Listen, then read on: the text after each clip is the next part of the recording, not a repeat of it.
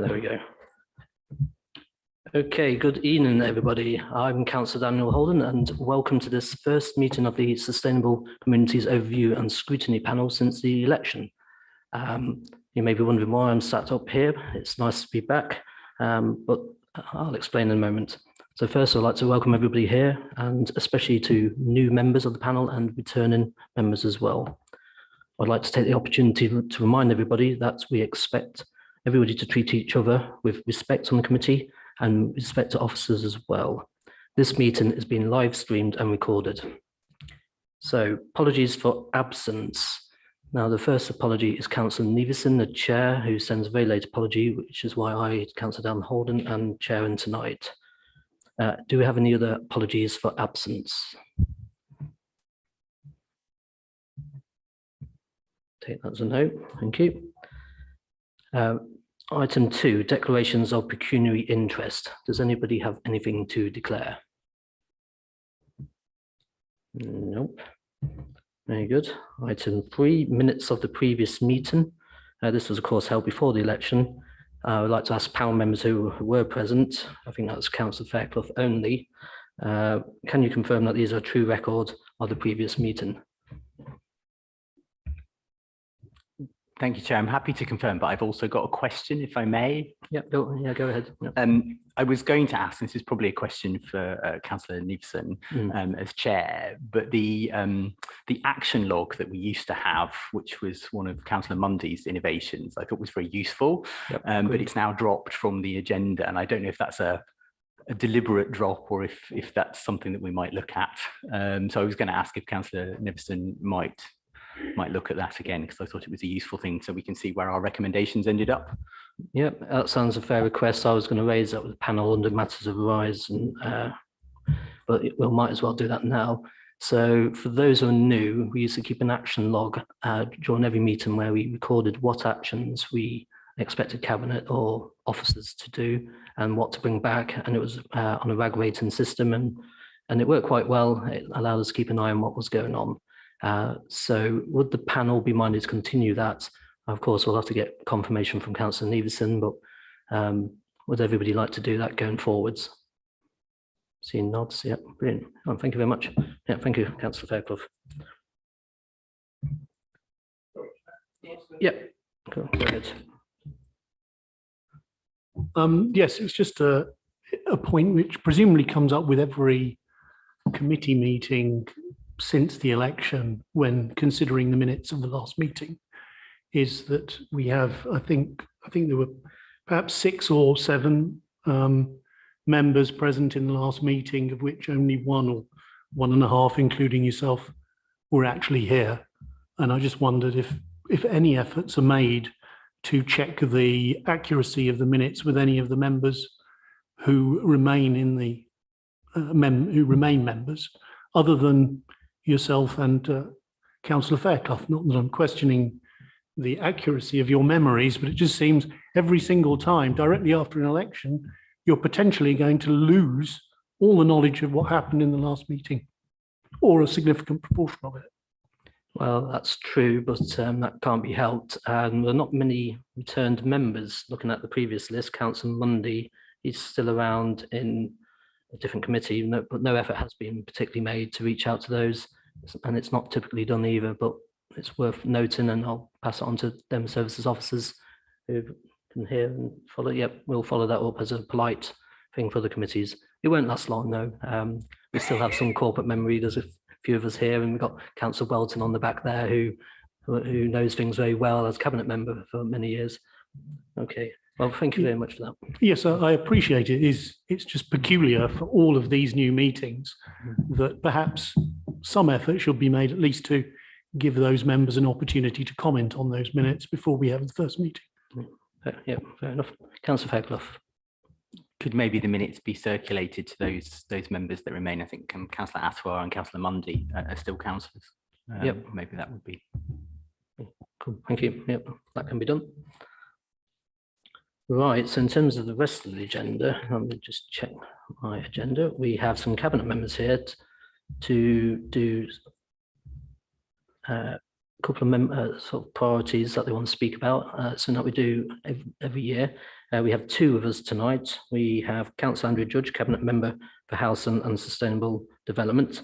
And we also have Councillor Natasha Irons, Cabinet Member for Local Environment, Green Spaces and Climate. So we'll take them both in one at a time, and they'll give them a chance to say a few words, what their priorities are. I'll give the panel members a chance to ask some questions of clarification, and then we'll go on to the second member and then questions at the end more generally. So can I hand over to Councillor Andrew Judge, Cabinet Member for Housing and Sustainable Development.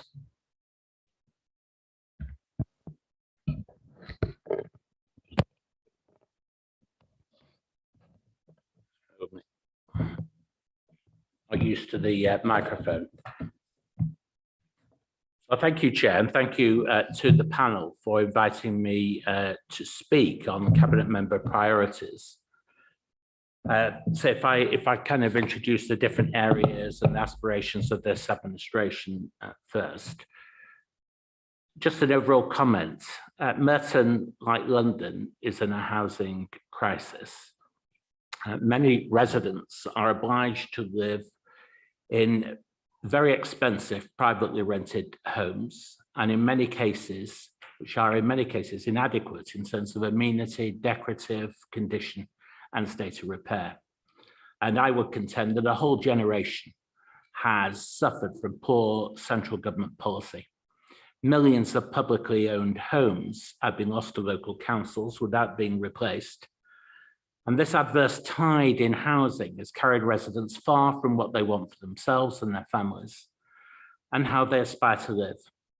And high rents prevent young people in particular from saving for deposits for homes.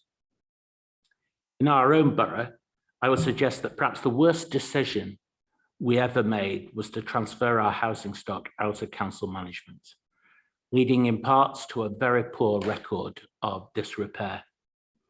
We now take a different approach and aim to become an exemplary housing borough.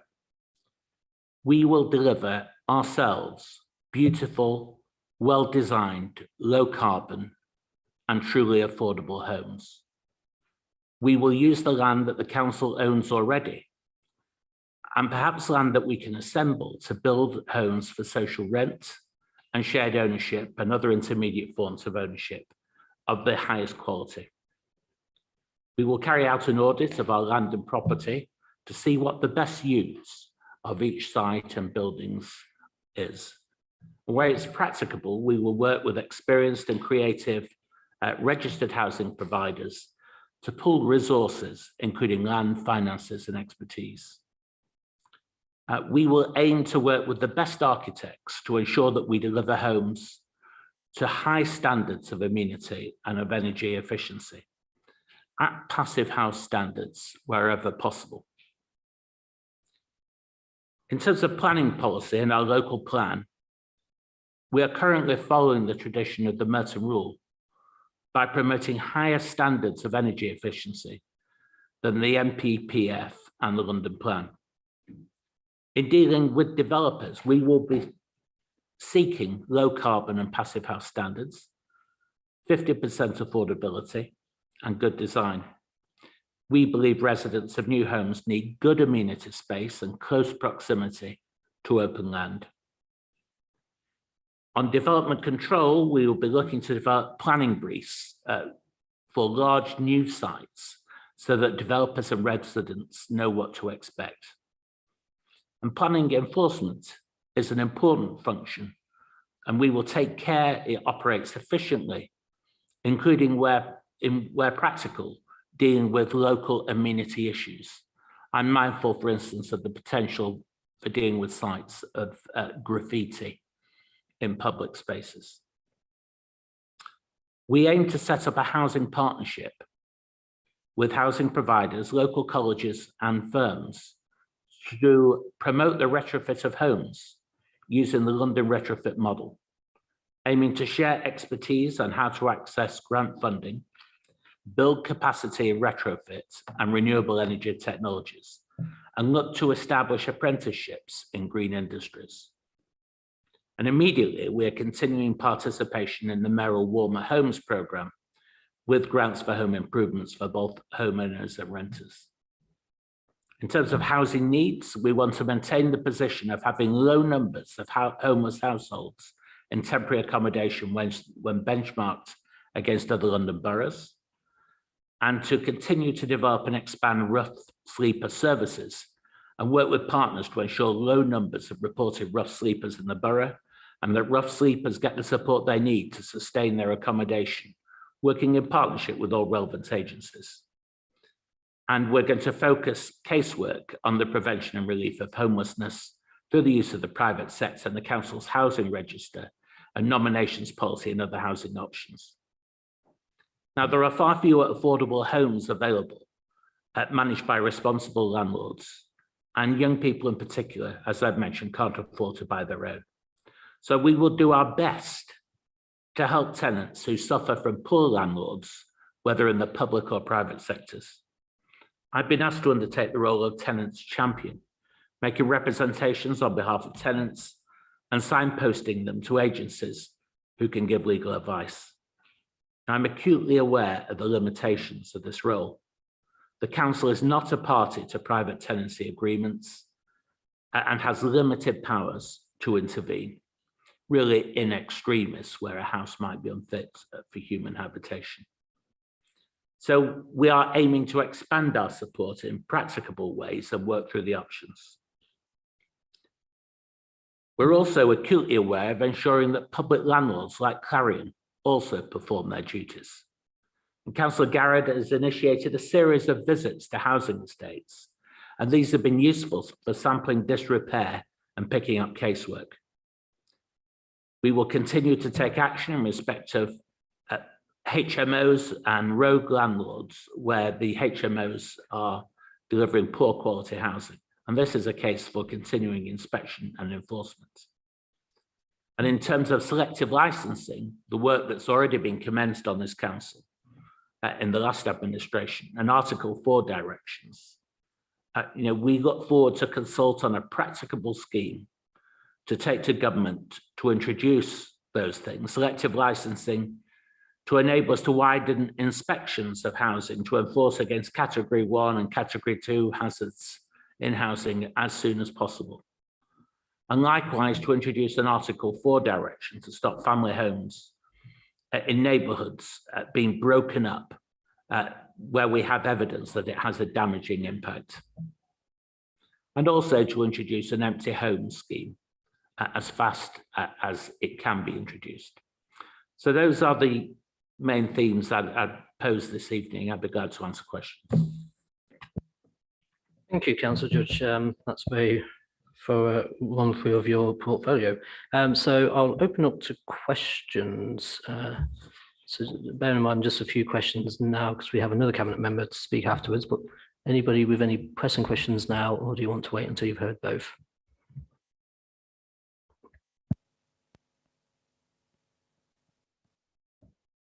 That's why I asked if anybody wanted to ask questions now. So if that's a yes, then would you like to ask a question? Yep, go ahead. Yep. Thank you, and thank you for that, Andrew. It's great to hear the priorities there. So obviously, in your administration's recent manifesto, you stated that you will approve more affordable housing.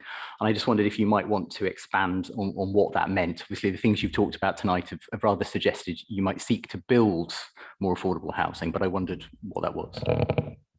Well, we'll do our best to approve more affordable housing, and that means seeking to influence developers at an early stage to deliver up to 50% affordable housing on the sites rather than adopt some lower target, no doubt to increase profitability. But 50% is what we're seeking through our local policy, and that's what we will seek.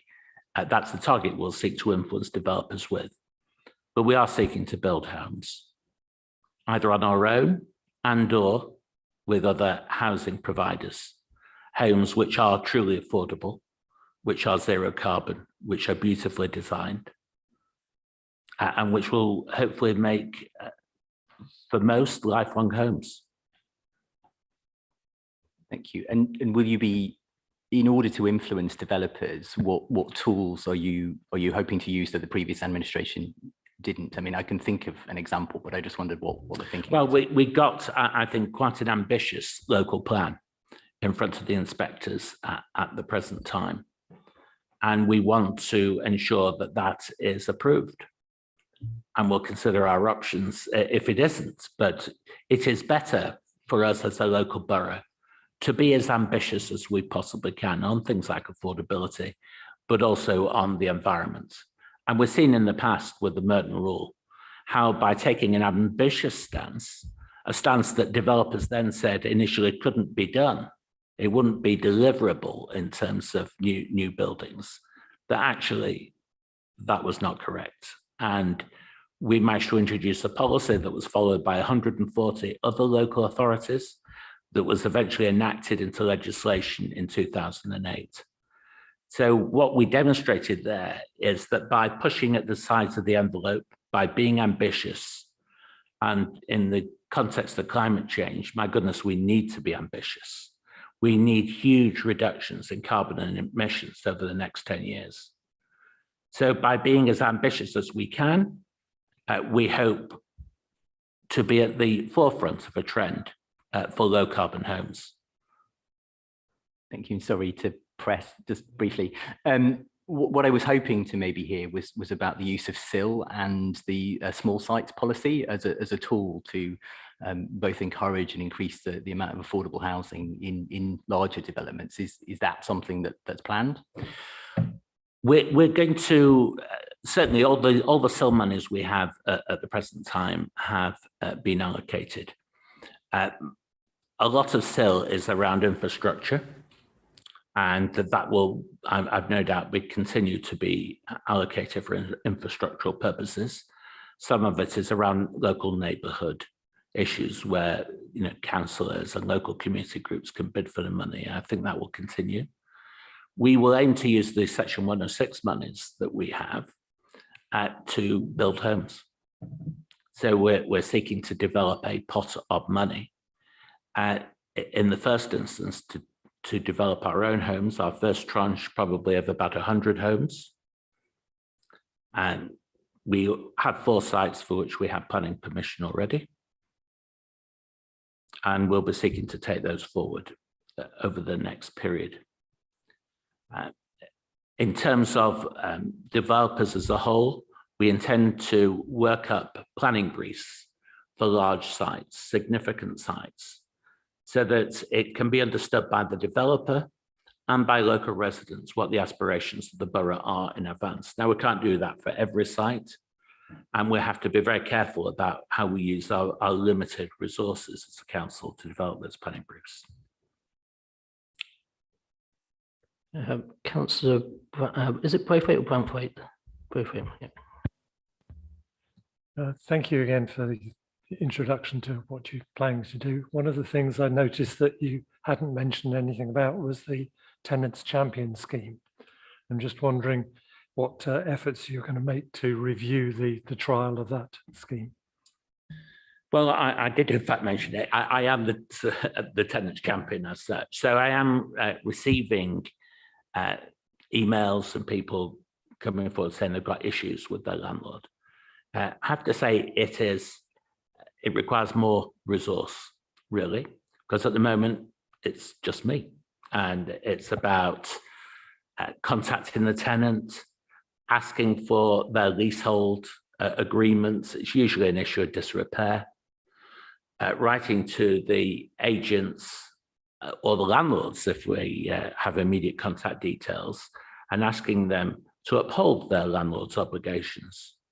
And then if there's no resolution, to point the tenant possibly to other forms of legal advice.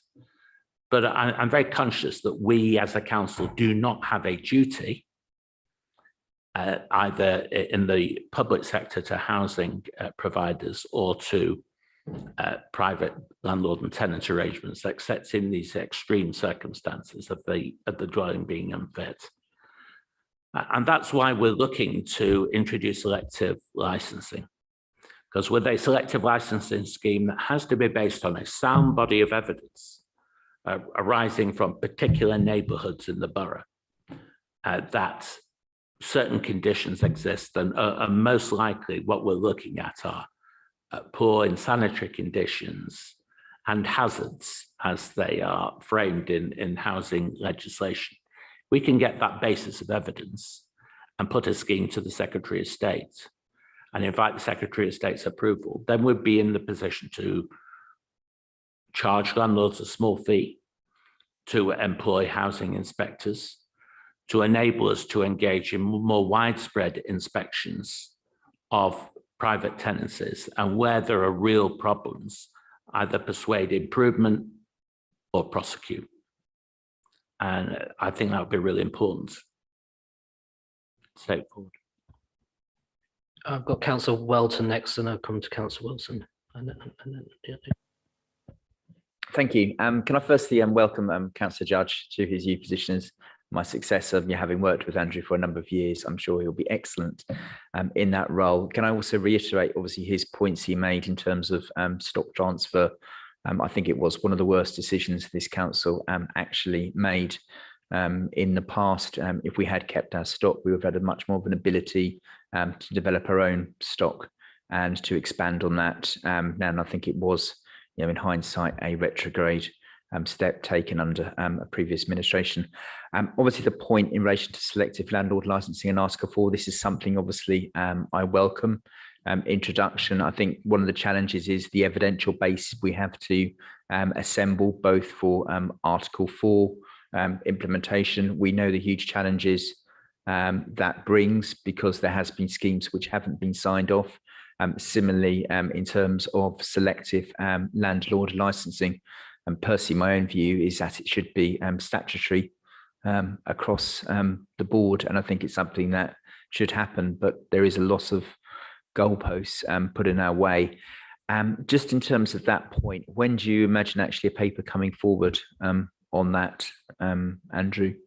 But it's something, obviously, I think, we know there are challenges, but it's something that we obviously would like to see happen. We've looked at them informally, these schemes, and they were all started by yourself, Martin, when you were the cabinet member.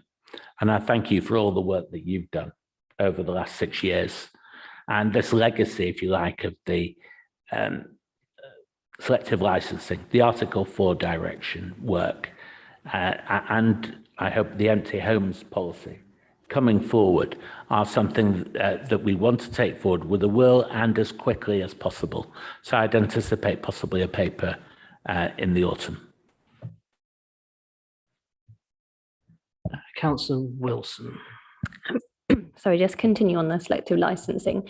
Is it across the entire borough? So I don't know if you said it was just specific wards, just clarify and why, if it's one or the other, why that approach has been taken. I mean, if it were across the whole borough, we'd have to have evidence in every ward that showed there was a real issue there in terms of problems arising. And I think it would be very difficult to accumulate that evidence. So we will accumulate what evidence we can. And there is a company at the moment going through all the data and the evidence that we have to assess whether it's sufficiently compelling to put together into a scheme. I'm anticipating that initially it might be 3 or 4 wards, but we shall see. If we get evidence, sufficient evidence for more than that, then we'll introduce it over a wider area. Councillor Johnston, is that right? Welcome. Thank you, Andrew, for speaking so eloquently about the climate emergency and working with developers early on to build beautiful, low-carbon, future-proofed homes. One of the mentions about future-proofing is electrical vehicle charging. And currently, planning policy only stipulates 10% of parking spaces need to be EV compatible, which is slightly remarkable considering that we won't be able to buy petrol or diesel cars in 8 years' time. So what plans does the administration have to compel developers to expand the provision of electrical vehicle charging going forward? Well, I think we will have to do it to the maximum we possibly can through early discussions. We've yet to see what the inspectors will permit in terms of our local development policy. If it's proves to be inadequate, then we might have to consider some separate planning measure as the months and years unfold. But you're absolutely right, Dan, to point to this as a huge issue. Within the next 10 years, we want to phase out petrol-driven and diesel-driven vehicles. And electric charging is most likely, by far, the alternative. Councillor Manley. Thank you, Councillor Judge. That was an incredibly informative speech you made there. And I wonder, and this may not be a question for you necessarily, it might be one more for planning, but I'll ask it anyway. In terms of, for example, buildings that are listed or within the setting of a conservation area, is there a potential need for possibly a softening of legislation in terms of what is going to be allowable in creating more energy efficient housing and allowing currently houses within, not necessarily listed, but within conservation area to obtain permission to have, for example, solar panels? Because at the moment it seems to be an outright no to most applications, which is kind of worrying and not very forward thinking. And I know that ultimately there will be a fight against that kind of decision, but we've got a world to save. Well, I agree with that point entirely. We've got to be careful, both us in the policies we write and officers interpreting policy, that we take account of the fact it's no good having buildings in a conservation area or listed buildings if they are not fit for purpose. If they're used, and they have to be living buildings. Buildings do change, and to enable them to have proper renewable technologies and to have proper insulation and double and triple glazing.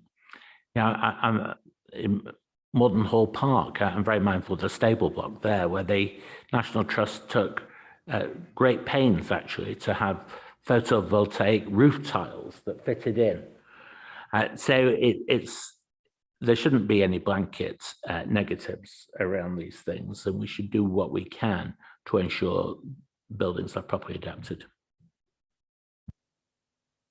Councillor Fairclough. Thank you, Chair.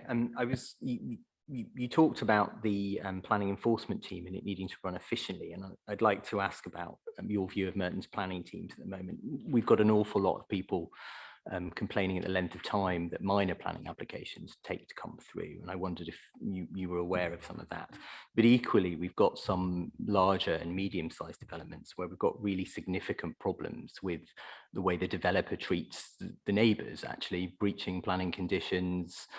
I know party wall matters are not for the council, but party wall matters usually left unresolved, and people crying out for support and expecting support from the council. And what happens when an enforcement case is opened is literally a folder is opened on a computer and evidence is begun to be thrown into that, and at some point fining activity might take place. Whereas what residents imagine is that planning officers are going to turn up and stop the developer doing the things that they shouldn't be. So I wondered what your view of the status of Merton's planning teams is, and what you're doing about it at the moment.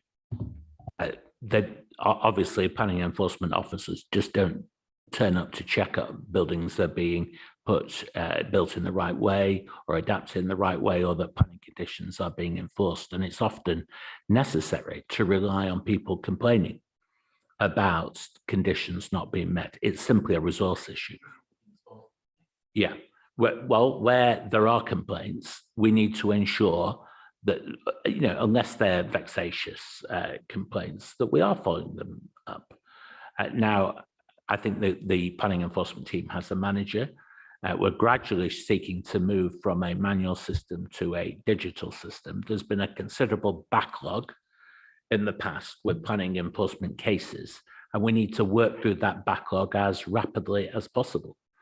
But the credibility of our planning system does depend on planning enforcement. If you've got no planning enforcement, then you really don't have a credible system at all. And so we're very mindful of that as an administration, and we'll do our utmost to put sufficient resources in. By all means, if there are they live cases? Sure. Okay, thank you, Councillor. Judge Franson knows. I would like to echo Councillor Fairclough's point about plan enforcement. It's something that crops up a lot in Wimbledon wards especially, and if you can really force planning to improve, I think the residents would welcome that. I would like to move on now to Councillor Natasha Irons, please. Thank you, Chair. I hope everyone can hear me. I'm sorry that I can't be there in person. And I'm obviously following Andrew's a bit of a tough act, but I'll try my best. Obviously my portfolio covers a lot, and it's got some of the biggest challenges, but some of the biggest opportunities we have as a council. So, you know, I've got a lot of very exciting things coming up, and you know, I look forward to cracking on. So what I'll do is I'll take each kind of part of my portfolio in turn, and then kind of look at the short and long term of each of those things. So our waste and relationship with Veolia. So in the short term, we'll be focusing on the delivery of the action plan that we've been talking about recently in our comms through the council.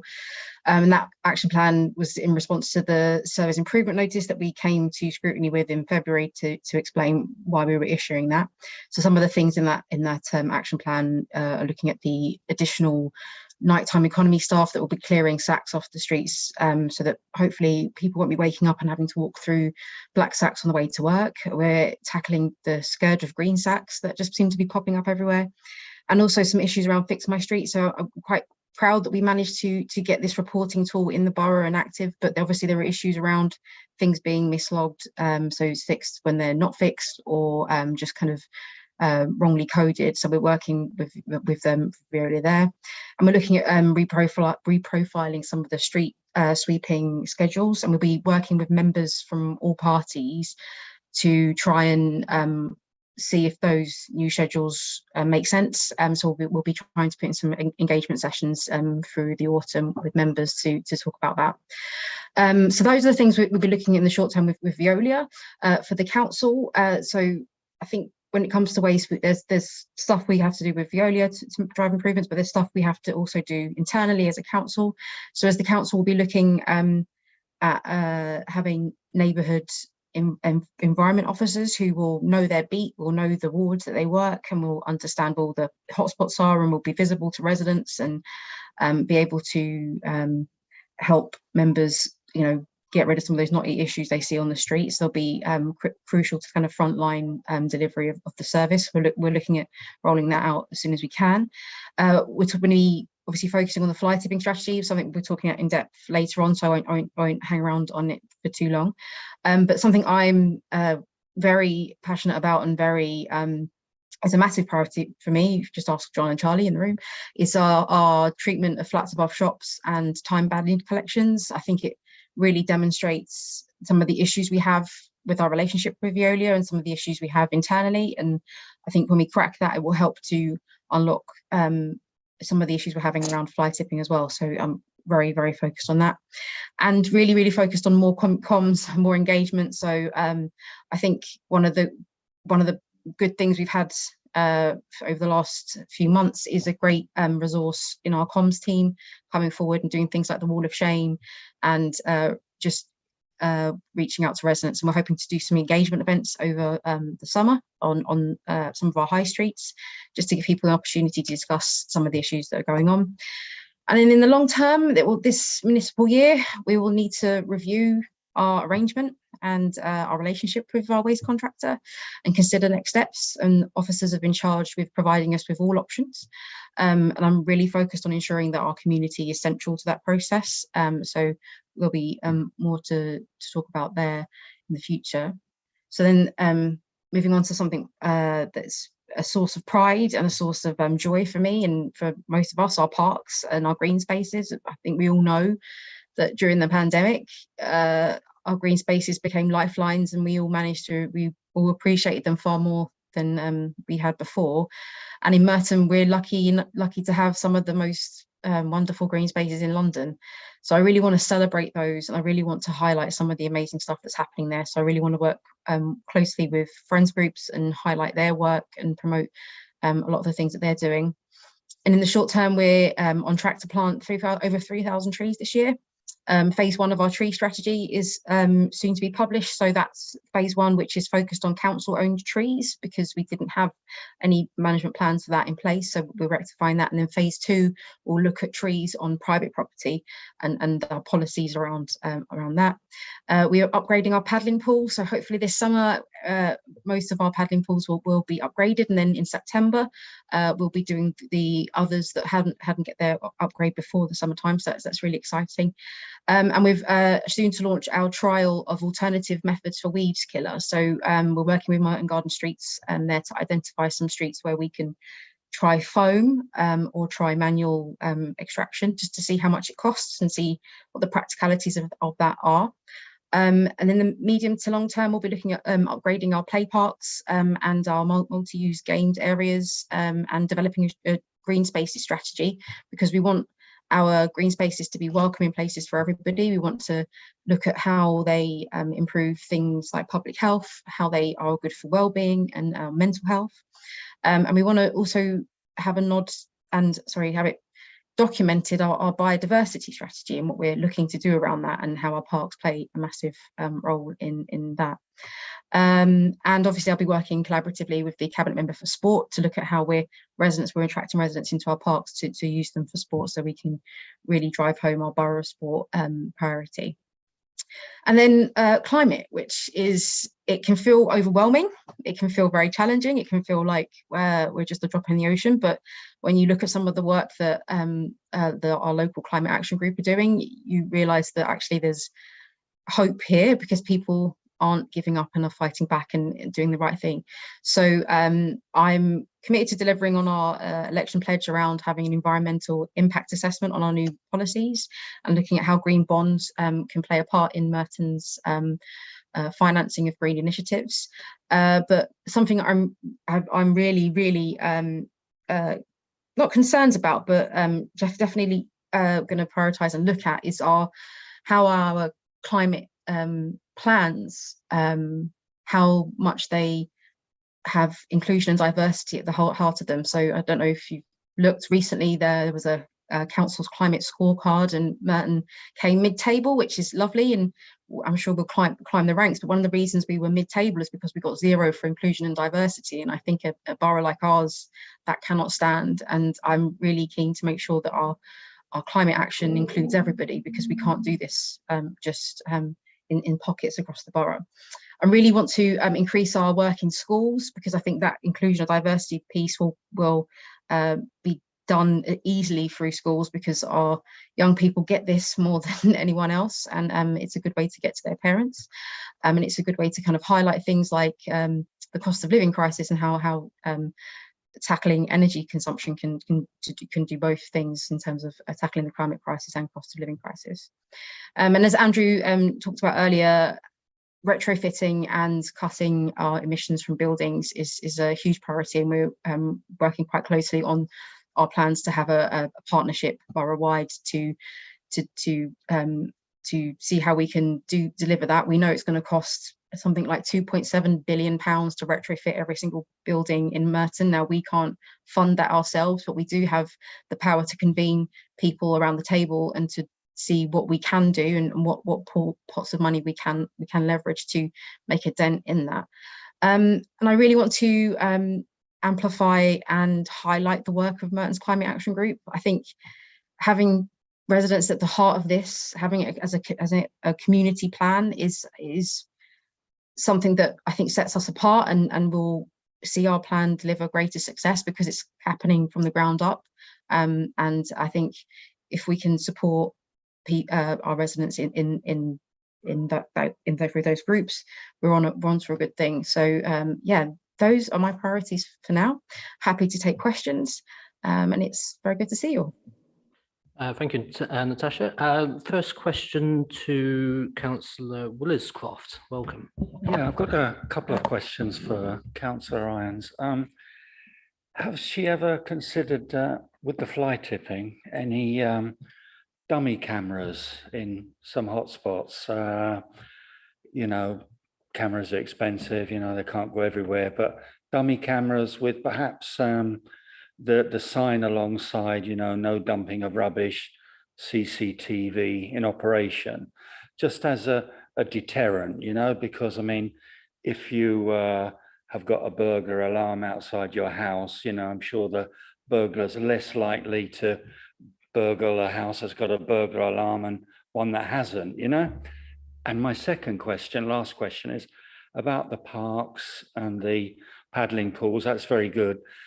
When I was coming to Civic Centre today, I saw a water refill station. I don't know what the exact term is, you know. Mayor of London, Thames Water. Is there any way for Councillor Irons to get some of these water refills in the parks next to the paddling pools? You've got the hot summer coming up. It would be very nice for the little kiddies to have some nice cold water in the hot summer. Those are my questions. Okay, so for the dummy cameras, so we've got the fly tipping action plan and strategy coming up on the agenda tonight, and we have got plans for actual cameras because there are ways of getting cheaper ones in and using that footage for the wall of shame, so we can try and put it to some good use. But you're absolutely right about things like signage. So again, we're reviewing the kind of signage we have and actually being very explicit about the fact that we do have CCTV around the borough and you don't know where we're using it, because we're being quite covert, so we can catch you out. So that is part of our response to fly tipping in the borough. In terms of the water fountains, now I know we've had water fountains in parks before in the past, and the reason they got shut down, I think it became too expensive to maintain them because of the lead in the pipes and something to do with Legionnaires and things like that. I think the new scheme via the Mayor of London taps straight into the water mains and is funded that way. We can looking at whether the funding would extend to parks, so I'm happy to look at that and seeing if that's something we can do. I'm not sure we'd get it off the ground for this summer though. Thank you. Councillor Manley and then Councillor Charles. Good evening, Councillor Irons. Lovely to see you, and thank you very much for your report. And I know you've really been championing and really tackling fly tipping with the gusto of a great leader. However, it's a thankless task, and so here I come with further news on maybe things we could deal with it in a different way. Specific to Cricket Green Ward, I was made aware simply by walking the ward during the campaigns and found that we have a myriad of backstreet little pathways and walkways that weave in and out behind houses, etc., behind Love Lane and so forth. These are historical little walkways that have existed almost prehistorically before all the other buildings appeared. However, they do exist, and they become these invisible fly tip areas, which I know we receive constant complaints about. So I would say that there has to be particularly a revisionist look at how we specifically target dealing with those areas. I don't have an immediate solution, but I would welcome a discussion about how we can tackle these areas in a different way. I don't think fix my street and cameras are necessarily the answer. So that's my first point. My second point is that kind of follows on from that. Notwithstanding the fact that we have Willow Lane and all that incurs, I'm not particularly sort of concerned about talking about that this evening. What worries me still is that we only have an official site called Garth Road, which I have argued in the last 4 years, particularly as a disabled person, that even if you have a car to transport your recyclables, etc., and bulky waste to Garth Road, once you are there, trust me, you don't get a lot of help in ascending these particularly steep and dangerous stairs. I would argue that if you don't have a car, you don't have access to transport, you don't have access to be able to store bulky waste awaiting a bulk waste collection, there has to be another way of dealing with some of the flighting that is occurring as a result of that. And I would still argue that there must be a way of potentially creating some smaller satellite recycling points that can be accessed more regularly by locals who live in flats or are unable to walk or drive. So sorry about that, but it's a bit of a long-winded way of saying we need little Garth roads.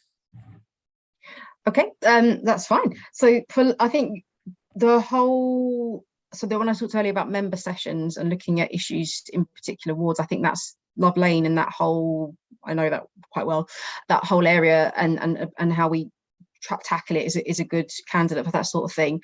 For areas like that, I think it's not, we don't have a transient population there, but we have is a population that's gotten used to dealing with its waste in a certain way, so we have to change behaviour, and that is a longer term thing. So that's going in with enforcement letters, going back again the next week and keep going back. And I think we have developed more of that sort of kind of squad approach to areas. So in the presentation later, you'll look at some of the work that's been going on in Graveney ward, which was our most fly tipped ward in the borough, and a lot of that intense work in certain areas has paid off. And we just need to find a way of replicating that across wards like yours with certain hotspot areas. The hope is with things like the neighbourhood environment officers I mentioned earlier, they will be able to pick up on where these locations are. The idea is they know their beat, they know their ward, they're the eyes and ears on the ground, and they're visible to residents. They can pick up on this sort of thing. So my answer is yes, I agree, we need a different approach, and that approach is something we're working on, and I think it sounds like that's a really good candidate for us to kind of go into. For mini Garth roads, we do have them. We have neighbourhood recycling centres. We don't have them everywhere, because where we did have them before, they've been fly tipped, not just with recycling, but with everything else, black sacks and all that sort of thing. So we have them in far fewer places than we used to. I totally agree that we have to review the approach to how we do things like Garth Road, because I mean, for example, I don't have a car. How would I get rid of things that are a bit slightly bulky, or I've got slightly more waste than usual? So I find it challenging myself. So how do we bring those services closer to where you live?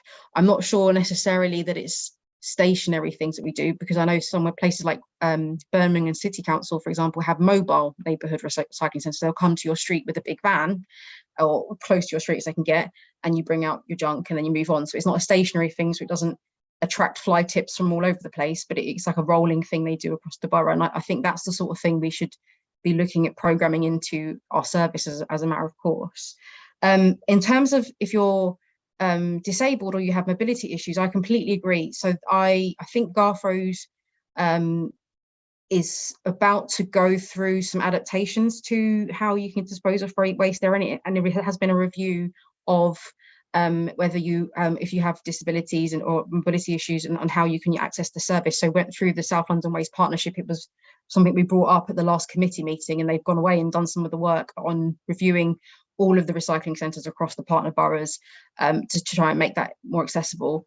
And I think it would be really good to co-design spaces like that with this, with like the Centre for Independent Living, because I think unless we hear from residents who use these services in certain ways, we'll never know how to adapt them properly. So I completely agree, and it's definitely something that's that I'm thinking of and trying to get improvements in place for. Can questions be a bit shorter going forwards, because I'm only going to allow about another 5 or 6 minutes on this item. So we've got Councillor Charles and Johnston, and we'll see where we are after that. Thank you. Yes, thank you, Councillor Irons. There were a couple of things that we had in place a few years back, and I was wondering if they could be reinstated.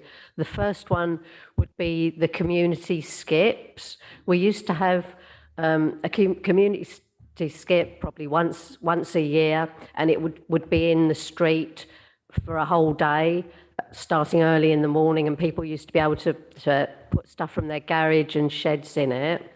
The second thing we had was that we had a system where you could have 5 pieces of bulky waste removed a year free of charge.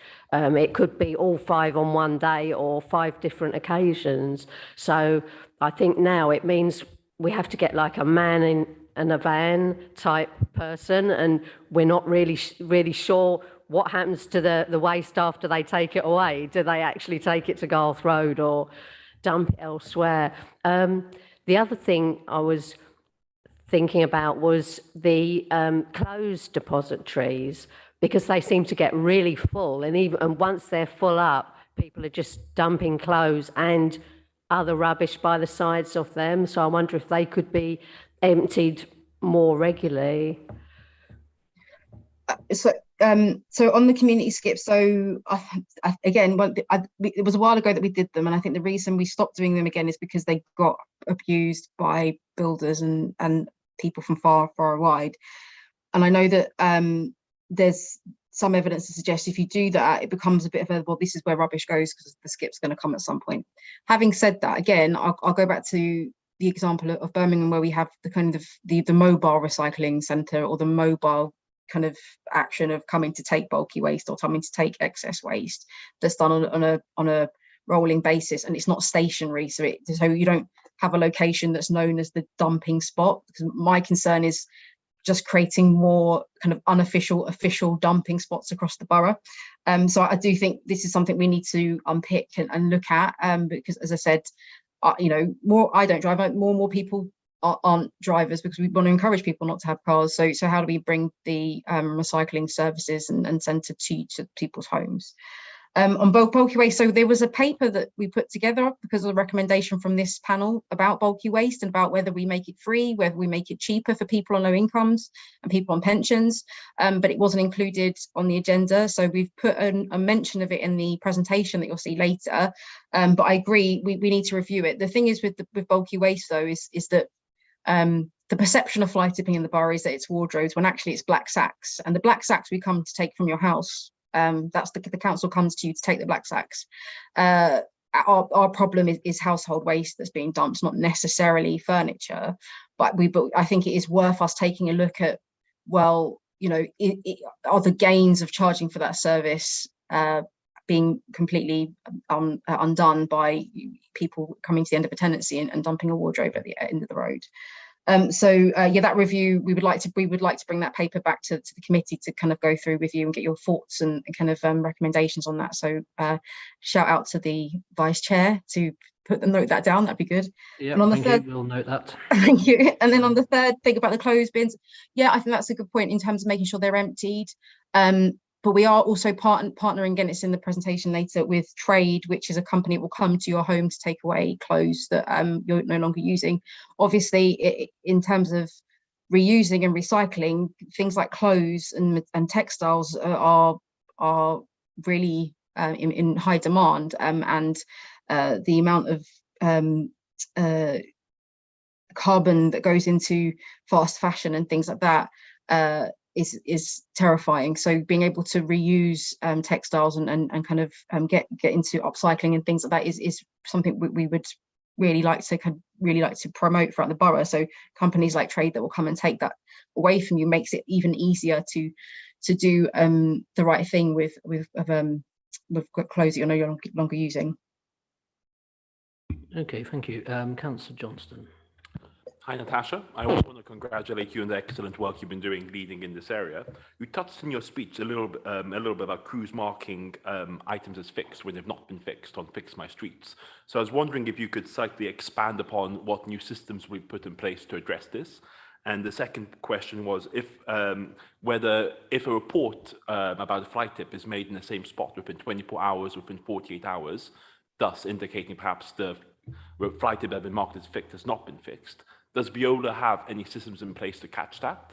And what systems do they have in place to monitor crew performance, ensuring that there's not the same crews who are always marking things as fixed, which are not in fixed? Yeah, and that's a really good point. And thank you for raising this with me on a regular basis. I really do appreciate it. I think, so this is part of the work we're doing through the service improvement notice. So I can't say to you, these are the systems that have changed right now because we're working through that process.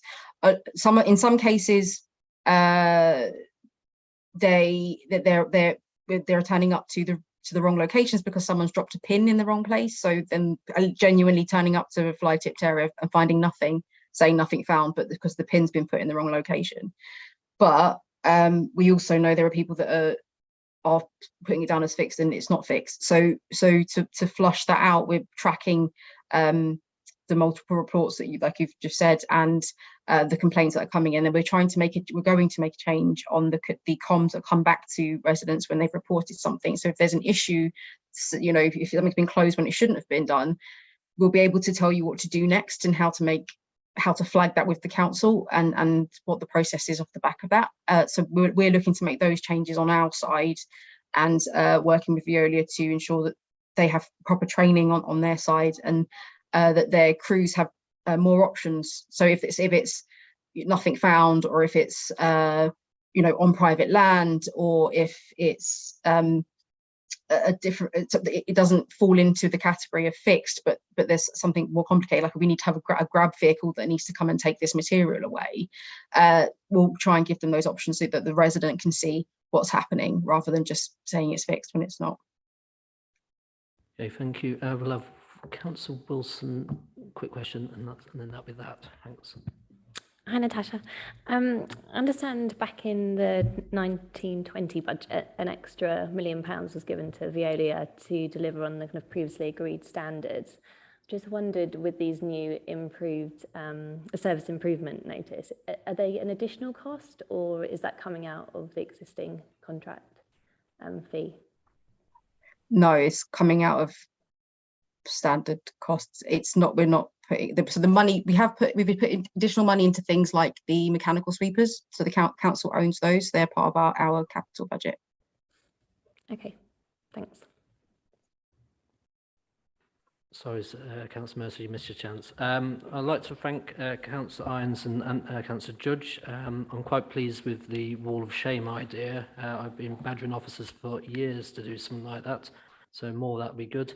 And for Fix My Streets, I recommend, if it claims to be fixed and it's not, keep logging it, and eventually people get annoyed and clear it. So I'd like to thank both of those cabinet members. I'm sure we'll hear from you in due course in future cabinet committee meetings and cabinet if we choose to go. So next item on the agenda is our fly tipping strategy and action plan. And firstly, I would like to introduce John Bosley, the Assistant Director for Public Space, who will introduce his team, and once he's presented, we'll go for questions. Thank you. Over to John. Thank you very much. We have a presentation this evening to offer members in respect to fly tipping and how we proceed with our fly tipping strategy. I'll take it in two parts and I'll introduce it, and then halfway through I'll hand over to my colleague Charles Baker. So the first slide, just want to set in context what is the national picture in respect to fly tipping. In terms of the amount of fly tipping that we deal with nationally within England, in 2020-21, we dealt with, as you can read there, over 1 million fly tip incidents, which is dramatically an increase of 16%. That's something that I think we have also witnessed locally in terms of the amount of fly tipping that has increased, especially during the pandemic period. What's important with this is 65% of these incidents are involving household waste on a national level. What I found interesting while looking at the facts to prepare this presentation is about the decrease in the amount of enforcement nationally during this period, realizing we were in a pandemic as well, but there was a decrease of 4% on the issuing of fixed penalty notes, a decrease in 4% of enforcement, with 24% in the issuing of possible fixed penalty notes. So overall, that's a huge decrease in the amount of enforcement associated with these large activities. And then from a London-wide perspective, this puts light into where we sit in Merton. at this stage. And if we look at the incidents per 1,000 people, which is a good barometer at the amount of fly tipping that we have in Merton, it doesn't show a good record. I mean, these are the top 10 locations. We have a high prevalence of fly tipping within the borough. And that's something that we want to explore and discuss amongst our community and in order to decrease this value, and we'll explain later.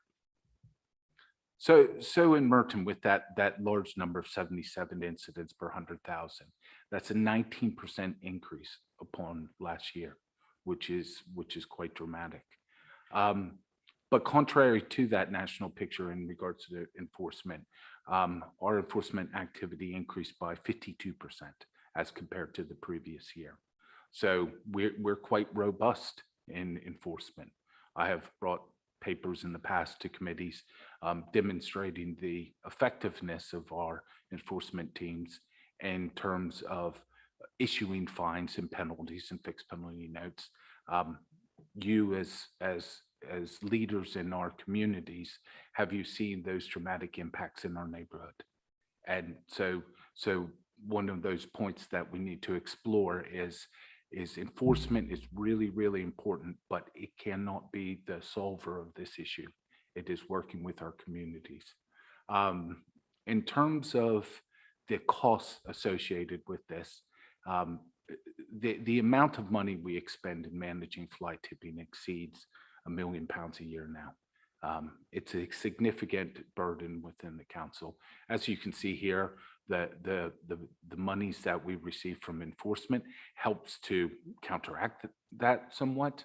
However, what we're here to do is drive behavior. We want to improve that behavior.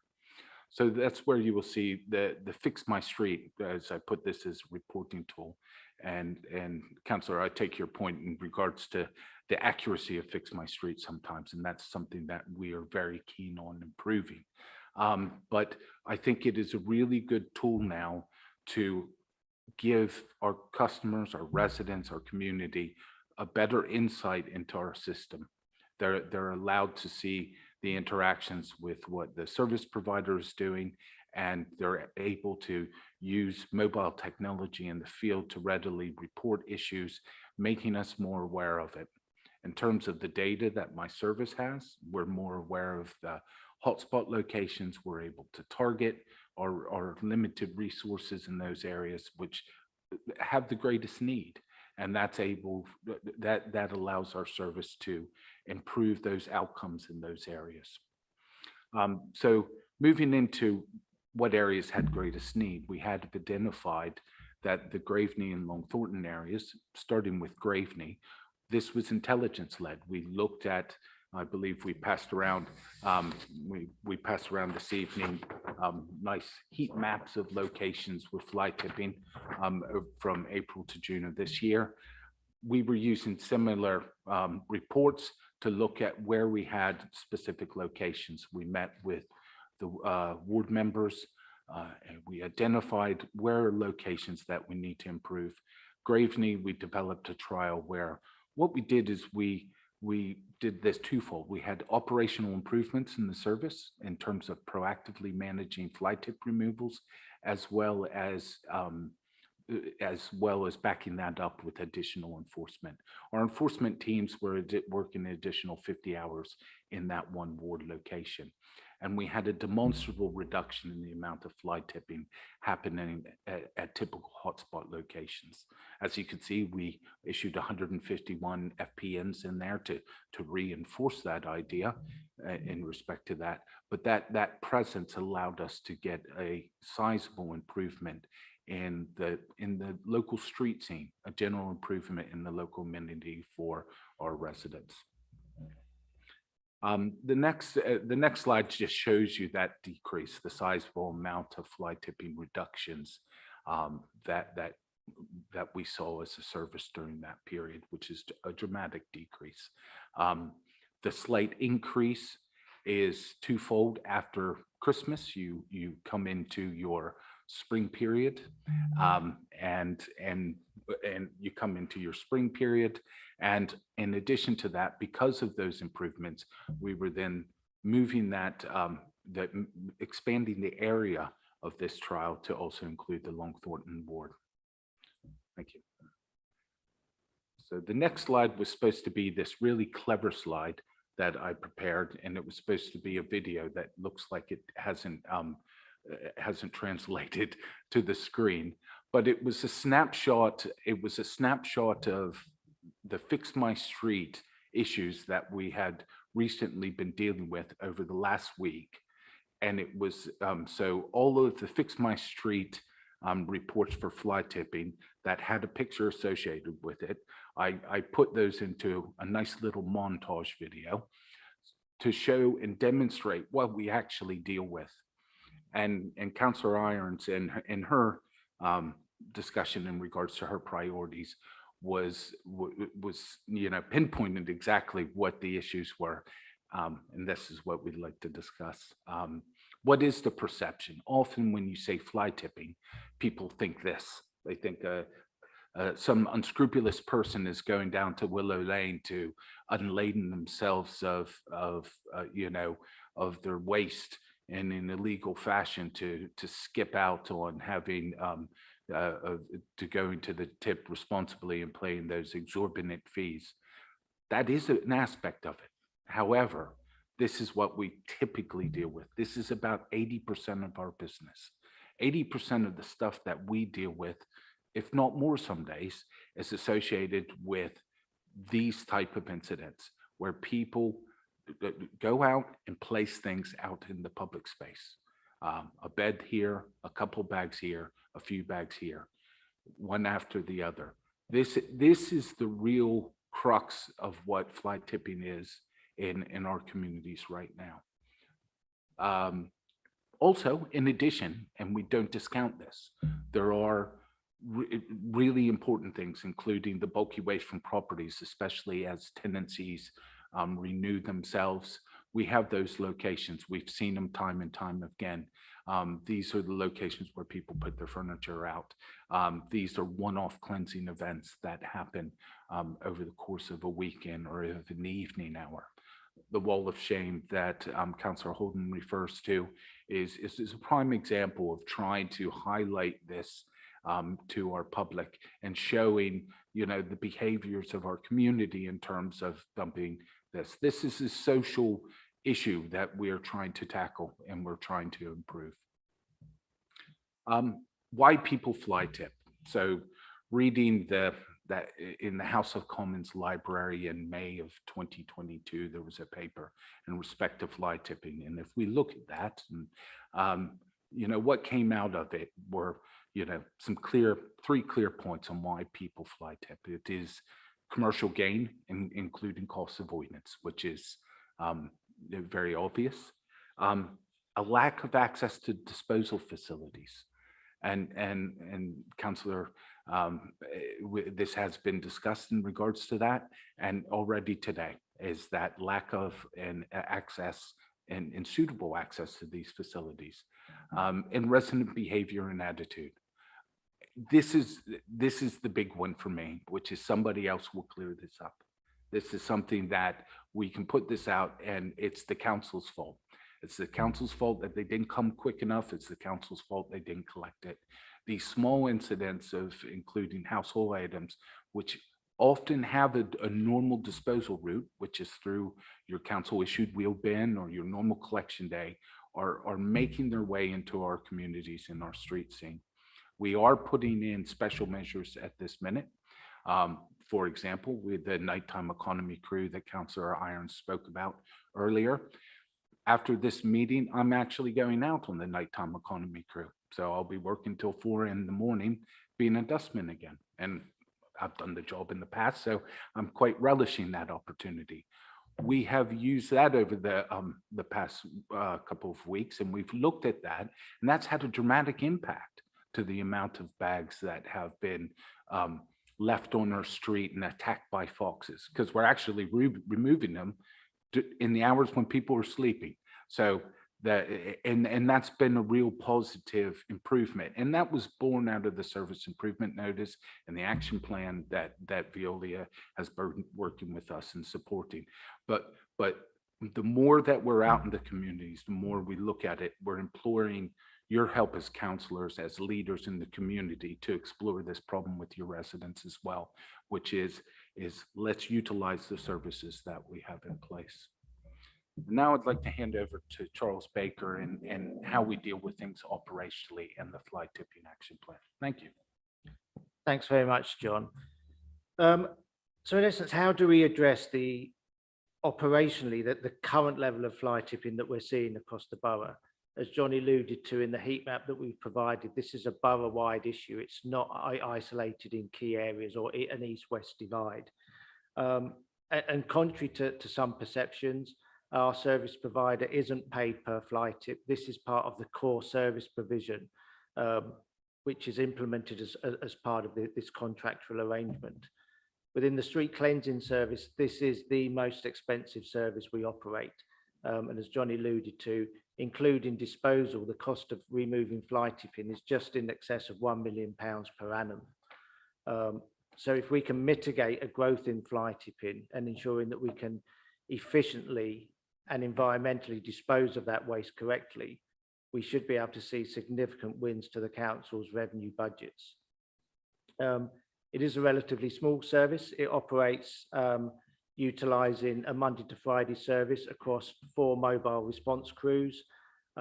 Traditionally, they're cage tippers, but we do have the additional functionality to deploy the HGV grab lorry for those larger fly tips, such as was illustrated in Willow Lane for those commercial activities.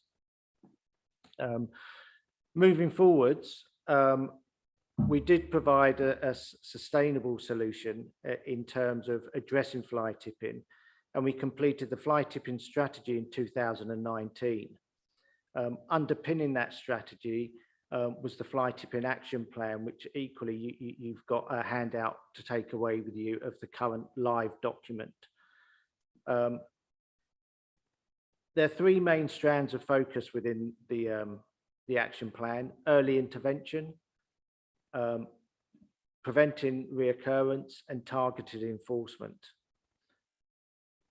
And I'll address over the next course of the slides the different work streams under each one of those that underpin those 19 separate work streams.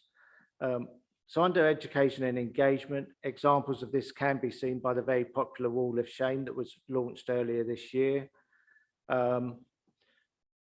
It's had a great success in terms of highlighting this social pandemic that we're going through, and the increase of residents' behaviour in discarding domestic waste.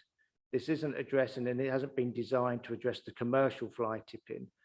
This is really highlighting to our residents the activities of their neighbours and their colleagues within the streets and the environment in which they live.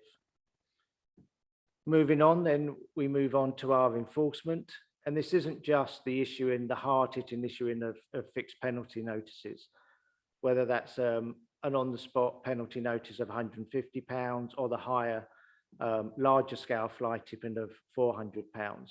We've also just pre-pandemic undertaken a series of multi-agency work streams, working with our colleagues in Safer Merton and our police, in asking for producers. And this is where we're stopping those potentially unlicensed waste removal carriers and ensuring that they've got the appropriate licenses in place to carry it and legally dispose of the materials that they're collecting and charging our local residents.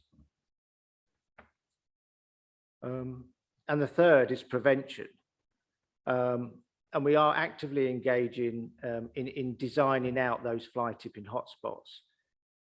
We have seen in some of the earlier slides and what John alluded to in that montage, you would have seen our litter bins, our tree pits are attracting the discarded waste. So what we're looking there is to design out the solution rather than simply removing a service. We reported earlier, one of the earlier successes we had pre-pandemic was we did remove a neighbourhood recycling centre and replaced it with bike racks. but that is at the cost of removing the service to our communities. So we are engaging actively with third-party suppliers. We have successfully engaged with trade, and they are live on our website now. That's a charitable organisation which our residents can link into via our website and arrange for a free of charge collection of small electrical items and mainly textiles. We're currently reviewing Love Junk, which is really a third-party broker that ensures any commercial activity between our residents and a third-party waste carrier is fully licensed. The next 4 slides I've stolen with pride from our colleagues in our communications team. They've actively supported the wider programme of our fly tipping strategy, and particularly the work streams that have been highlighted through our action plan. The focus has been raising awareness to our residents that this behaviour is having a negative impact on the overall image of our public realm. I would liken it to the pencil you can utilise in Argos when you're ordering your catalogue number. People don't see that taking that pencil from Argos is a criminal offence, and yet that same resident wouldn't dream of taking a pen out of WH Smith's without paying for it. And it's raising awareness that this discarding of your domestic waste at the sides of litter bins, in our tree pits, at the street corners, is a criminal offence. So moving on with our communications colleagues and our CCTV teams, we have been producing and we're currently editing the 4th edition of our Wall of Shame. And so watch this space, that will be coming live very soon. We're just in the final edit cuts and finalising that. So that will be coming out soon. And this has probably been one of the major successes in raising awareness of the wider campaign around the Cleaner, Greener Merton programme. And it has had success to a degree that has outstripped any other social media channels that we've utilised in the past in raising awareness. And that can be clearly seen in the finals in the next slide, where we're looking at that peak of not transactions, but residents' engagements, over 39,000 impressions. And this is where 39,000 unique residents have clicked on to one of our campaigns through a breadth of social media, predominantly Facebook, Twitter, and have actively engaged and stayed tuned to the Keep It Clean campaign. So in terms of next steps, as alluded to, we are actively working in partnership with our service provider, Veolia, and we're currently undertaking a series of service improvements and enhancements to the overall street cleanliness service. Johnny alluded to this evening, he's going out with a nighttime economy crew, and that's already in the first 2 weeks had a significant impact. And we're removing in excess of 3 tonnes a night from our streets, from waste that's presented outside of the core waste collection service that currently, prior to this initiative, the core service finishes at 2 p.m. We have an evening crew that works from 2 till 10. But from the hours after those pubs and clubs have shut, the restaurants and the evening economy is coming to a close. That period between 11 o'clock and 4 o'clock in the morning is where we're seeing the displacement of waste coming out onto our high streets. We are currently reviewing our time-banded properties, including our flats above shops, as this is an area where it is very difficult for residents to discard of their waste successfully and in line with our service provision. So going back to what is causing fly tipping, one of those issues is access to our collection service as well as our disposal outlets. We are currently reviewing the bulky waste collection service. And as Councillor Irons pointed out, there has been recommendations in the past to bring a paper through to scrutiny around looking at the current service and how that might be improved to gain greater attraction into that service.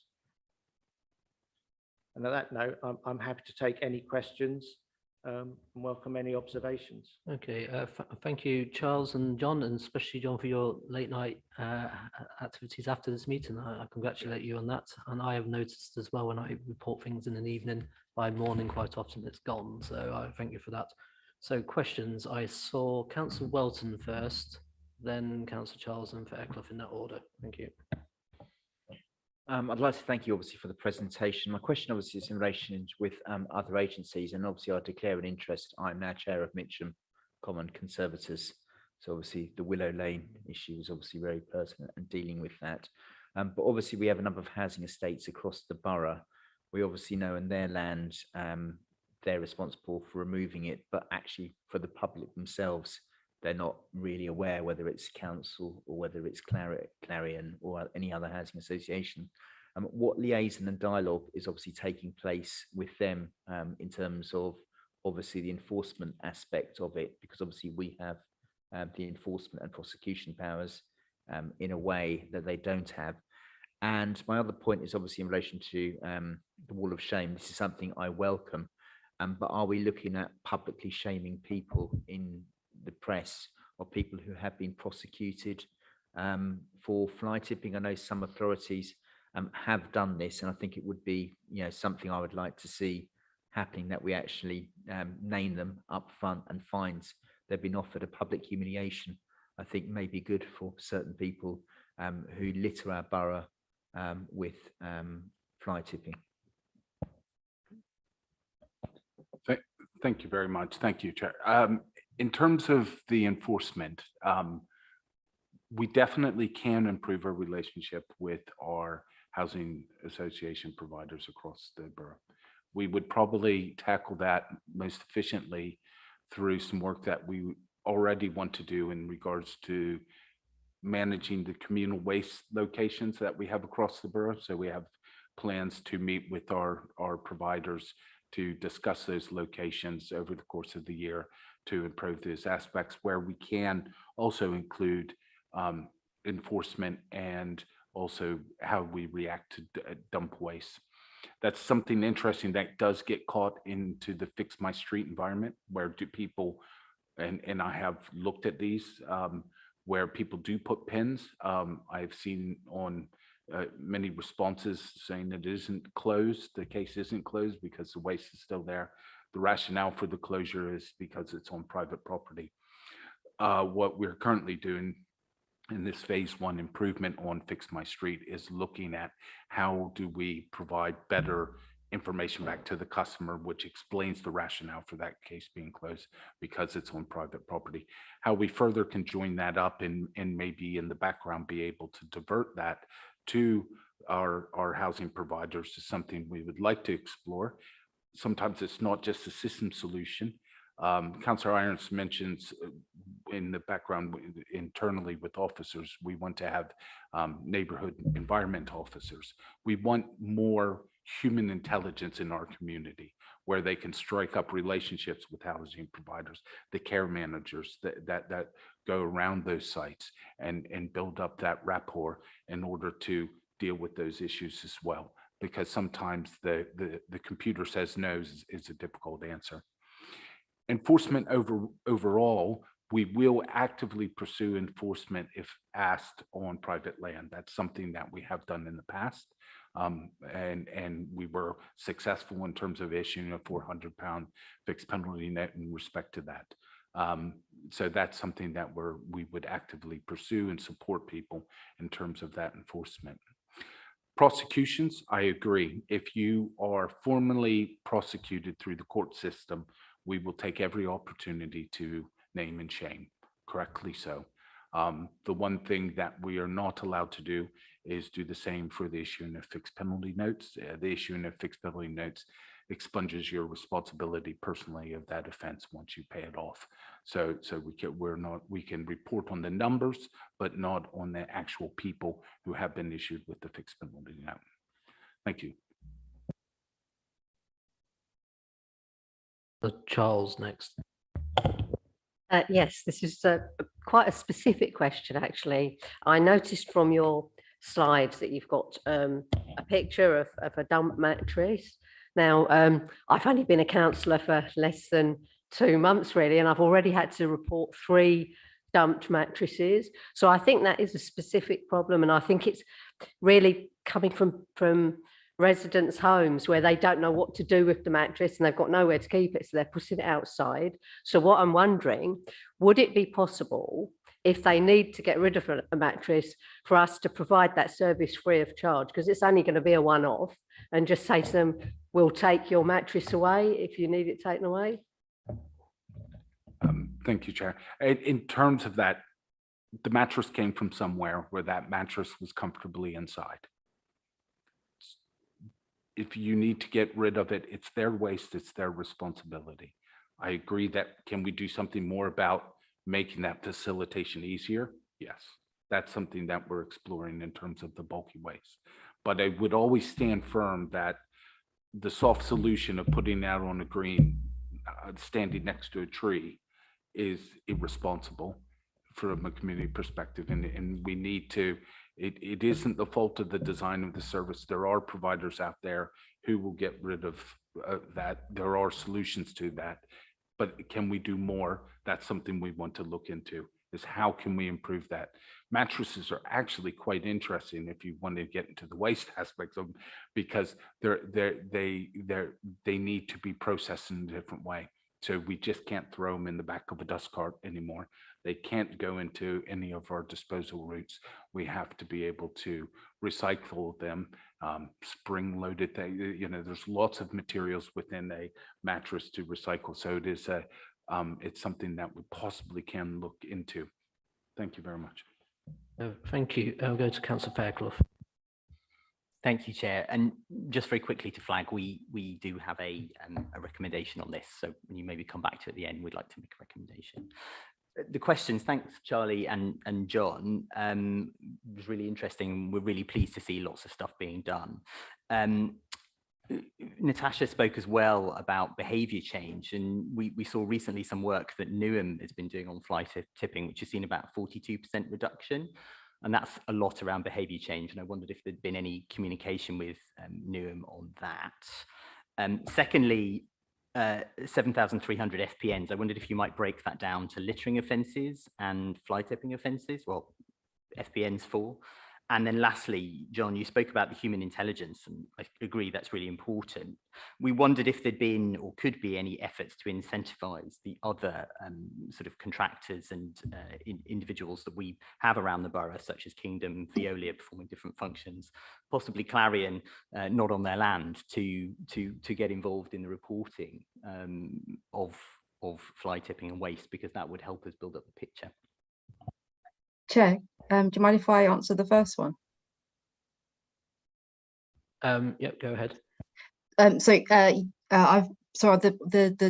lead member for Newham and I both sit on the London Council's Transport and Environment Committee. So we've had a few chats around some of the work they did with I'm gonna keep Britain tidy, excuse me, that went out of my mind. Michael Gove yesterday in a speech to the Local Government Association said it was 71% the reduction in fly tipping in Newham, and again it was a surprise to the member from Newham. And what the member from Newham, the take on it for him is that for certain instances of fly tipping, there have been certain interventions that have been successful. So if you live on a residential road and it's just a habit where people have just got used to putting a black sack next to a tree, putting a stencil on the ground that says don't put rubbish here has proved quite effective. Where it doesn't work is if you're in a place with a transient population where they are just flitting about, or if someone is an end of tenancy clear out, which is some of the stuff we end up having to deal with. So I think in some instances it's really good to look at those behaviour changes, and I'm all about us being magpies and picking up any good ideas we can find, like the wall of shame. We weren't the first council to do it, we won't be the last. So I'm keen to look at other ways of doing things.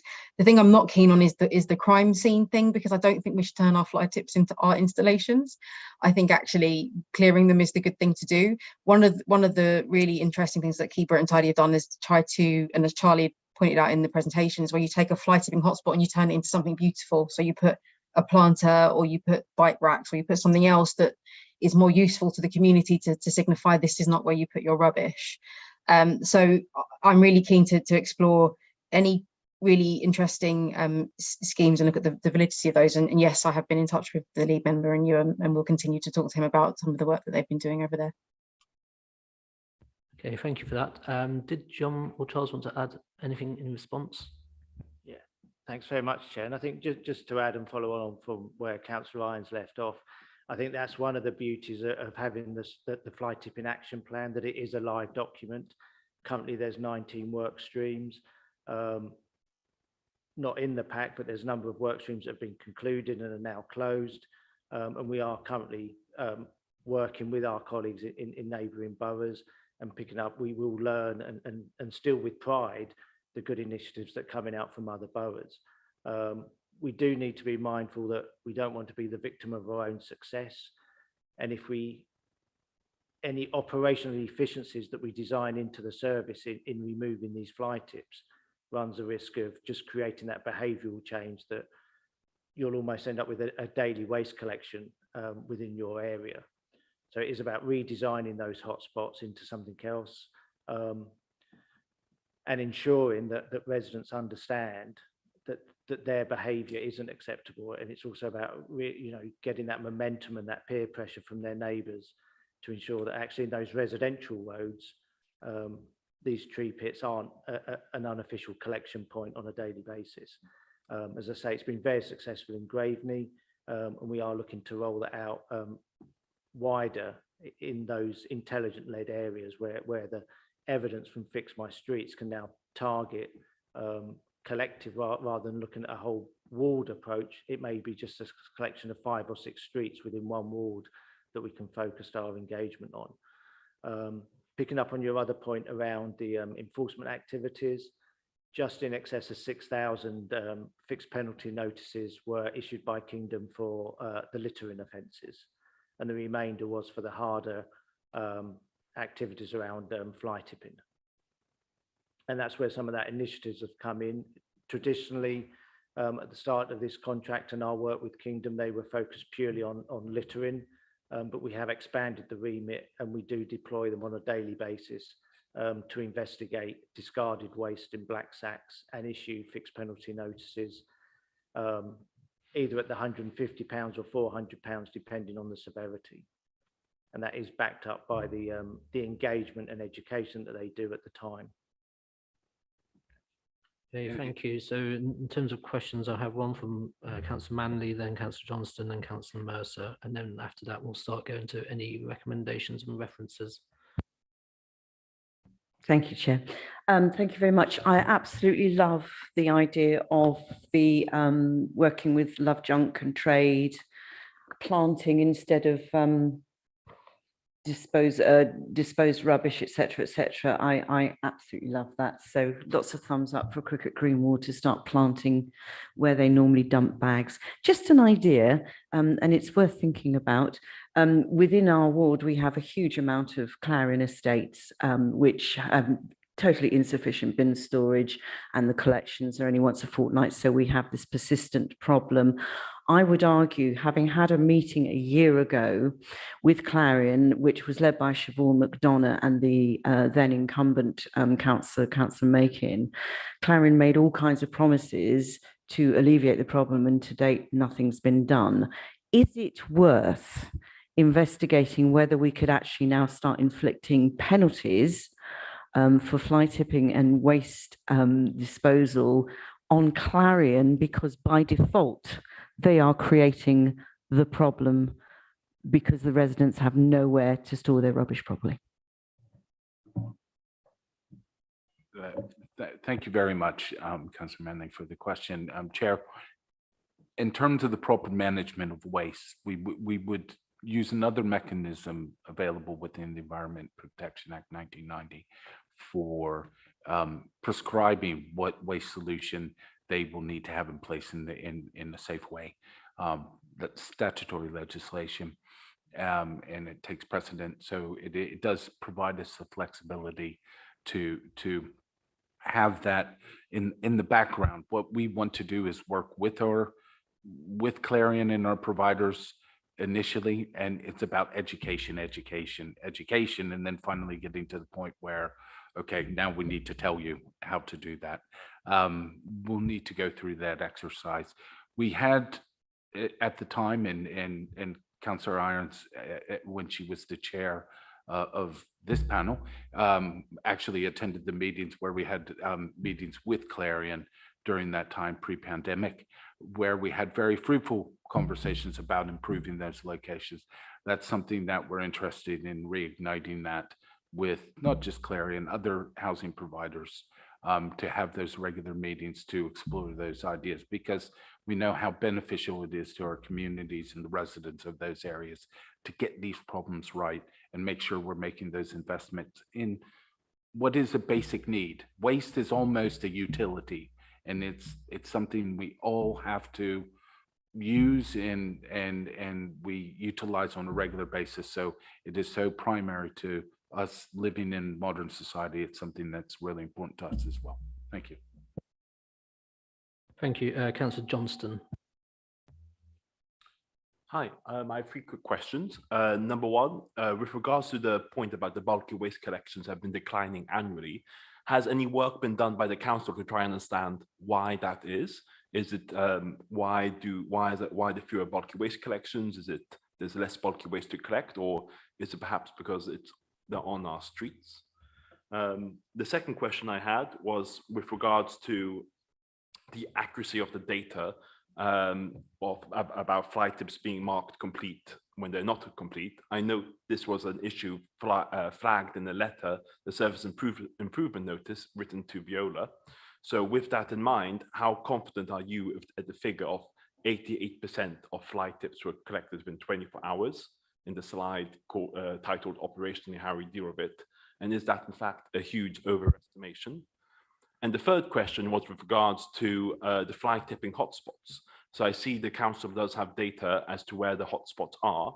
Do officers review the data for the hotspots? Do they undertake site visits? And do they therefore determine, is there something at this hotspot that's attracting the fly tip? Like, is there a bin? That is meaning that means that lots of people are putting in fly tips. Is there that kind of proactive approach? And if something like that is identified, is any action taken? Thank you very much for the questions. In regards to bulky waste collections, we used to have a free service that became a chargeable service, but we also have in some ways have capped the number of collections over that time. That's why you'll have the annual stabilization of around 6,500. If you work that out over the 260 working days in the year, that's kind of the baseline limit of what is available.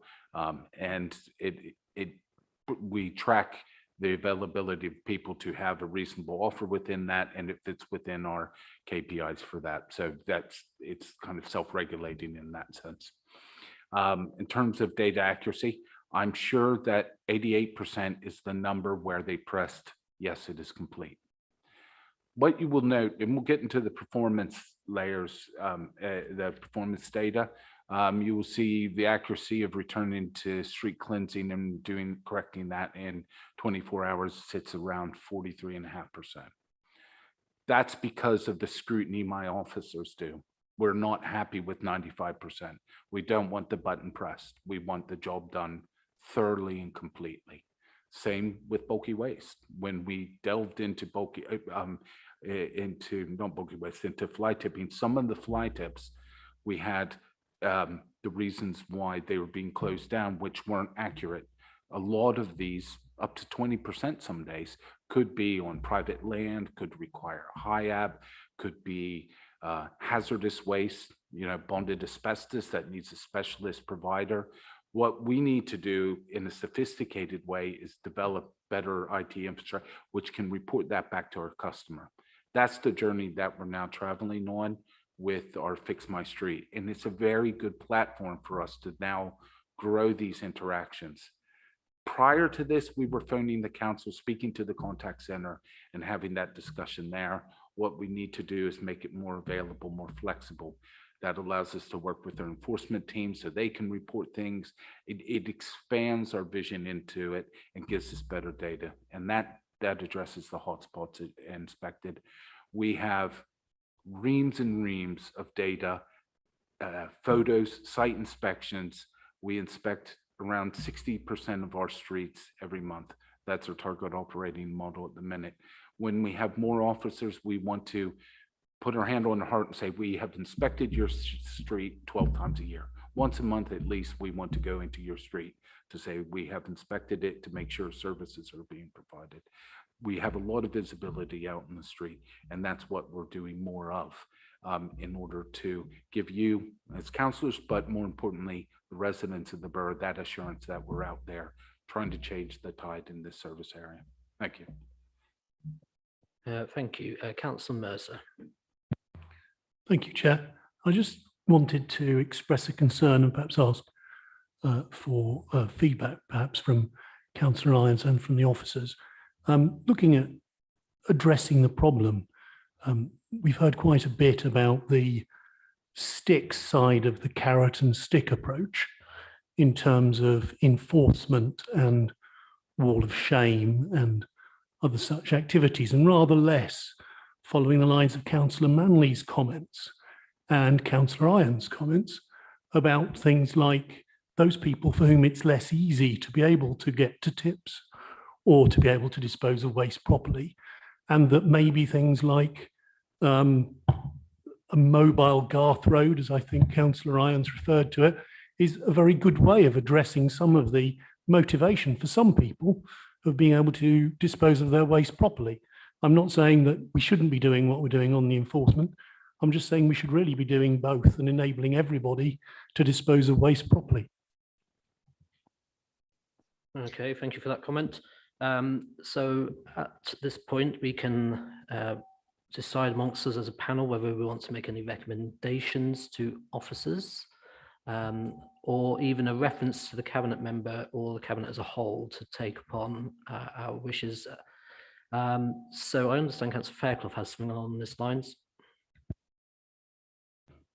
Thank you, Chair. And it really is actually following on directly from Councillor Mercer's point and also Councillor Manley earlier and Councillor Charles as well. You know, one of Charlie's slides shows that lack of access to disposal facilities is a really big driver. And I thought the mattress point was actually really informative, and John's answer, it's actually very complicated to get rid of a mattress, and people need help. Those of us with sort of slightly long council memories, as it were, remember that we were told reducing or charging for bulky waste collection wouldn't impact fly tipping at all. So I'm sort of confused, but also pleased to see it back on the table again. But anyway, our recommendation is quite simple. It's really that this panel requests Cabinet consider reintroducing the idea of community skips. It's as simple as that. We want to give Cabinet and the officers as much room to interpret that as they see as they wish. It could be mobile, it could be collection points around the borough, but we hope, given people's comments, that we might find cross-party support for that idea. Right, okay. Any thoughts or comments from others on that before we take any seconders and decide on a vote on that? Councillor Welton.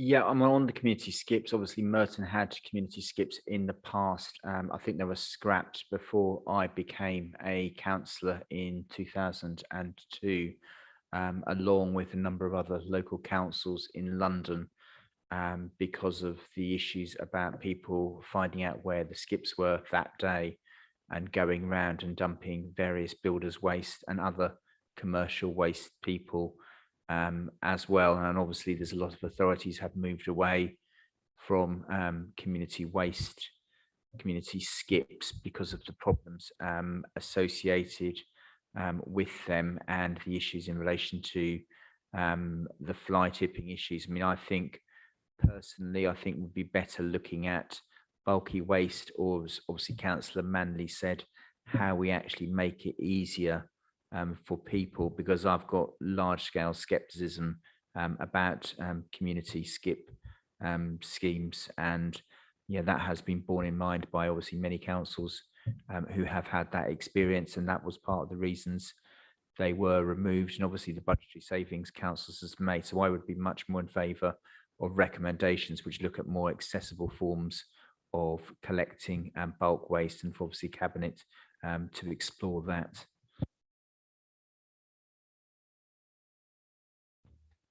Is that a formal recommendation reference back to Cabinet, or is that just a comment? comment. Okay, Councillor Charles. Yes, I think as well, with the cost of living crisis, we're going to need to make it cheaper and easier for people to dispose of their bulky waste. So I think charging them for it is, at this time, is probably not a great idea. So I think if we could make it cheaper or free of charge, it would solve a lot of problems. Councillor Johnston. I also want to comment on the recommendation, seconding what Councillor Welton, seconding the point that Councillor Welton made, and also concerned about the idea of with community skips, you might be subsidizing waste crime professionals dumping waste in certain areas. I think that's why they were removed earlier. And I think what Councillor Irons is doing, leading on the idea of mobile skips or things that are more accessible for people in the local area, I'd be much more inclined to support the initiatives that are already ongoing rather than looking at old solutions which were proven to act as a magnet for waste crime. So Manley, then Fairclough. It all ties in with enabling better behaviour. And if we can enable better behaviour by use of potentially these mobile units, then, I think it's a good way forward. The other recommendation I would seek, although I'll probably be laughed at, and I'm open to the laughter, Willow Lane, the only way to really get to grips with that is with what they did for 9 years, which is to close it. And I know there's an argument against that, but there's a very strong argument for it.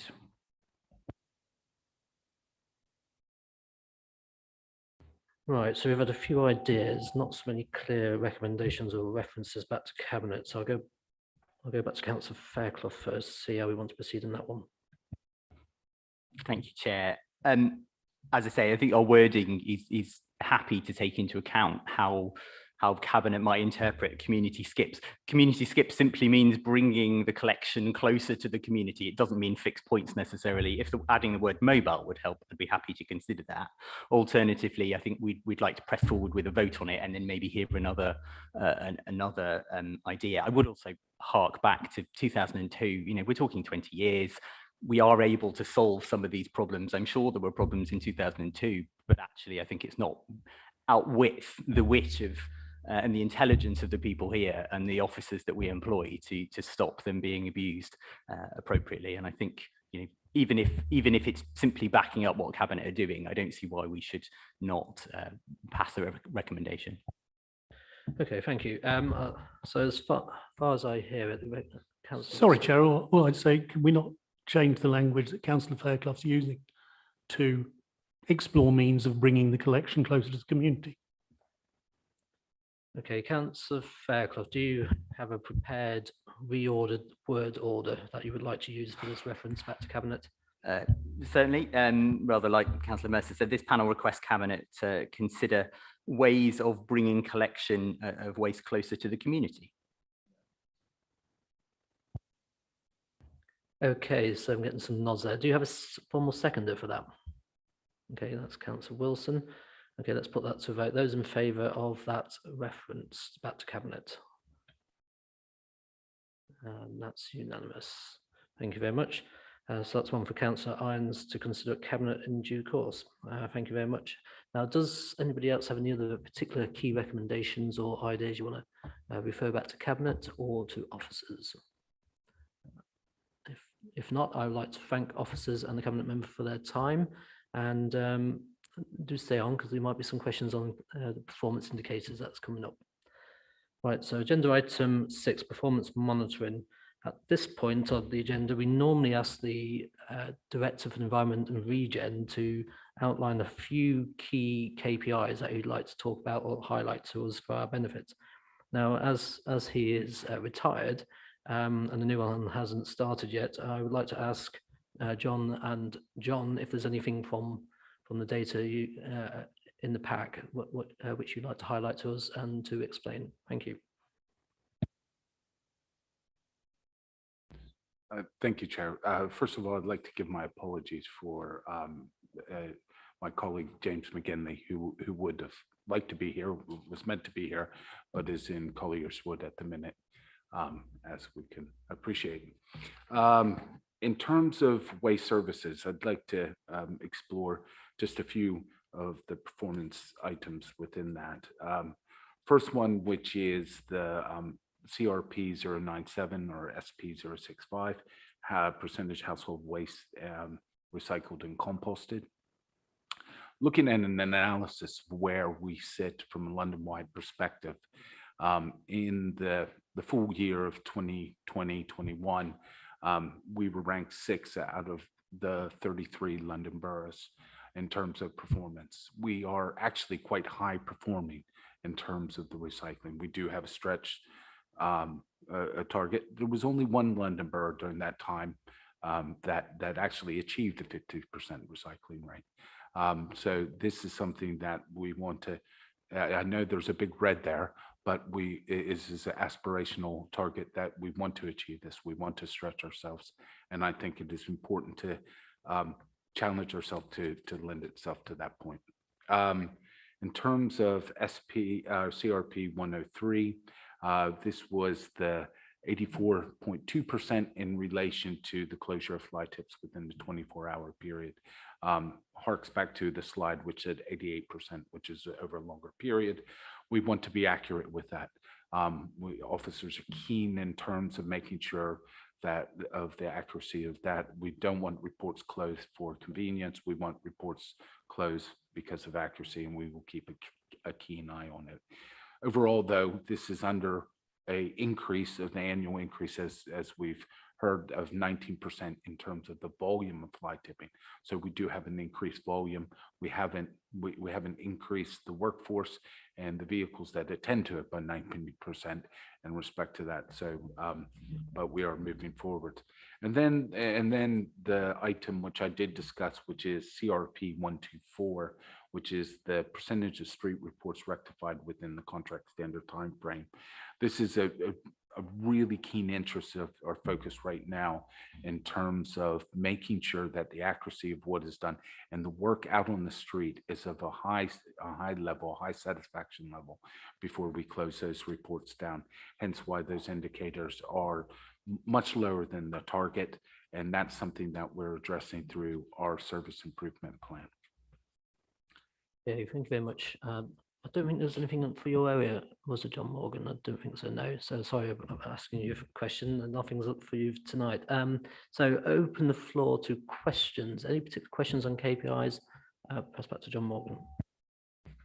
May I just add one more thing, which is a bit happier news. And I think it's good to get a balanced picture in terms of our leisure activity over the last period.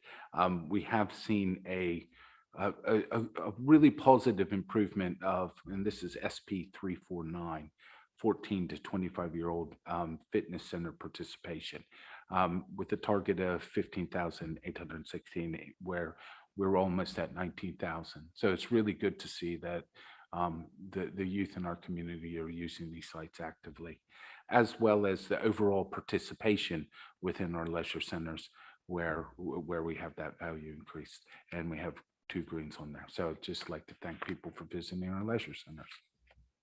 Oh, brilliant. Thank you, John. That was an area of weakness during the pandemic, so it's good that it's recovering well. Of course, we get an income as a council from that if it's working well. I see hands up from Councillor Wilson and Fairclough. Just on the air quality, so it's CRP 121. Yeah, 565, just the monitoring stations that meet annual particulate air quality objectives. Just wanted to understand why they're annual, and sort of what they look like when they appear. And then if there's a reason, like a strong reason that they need to be annual and not more regular, whether we could have a sort of date when we can expect to receive them, just so I don't forget.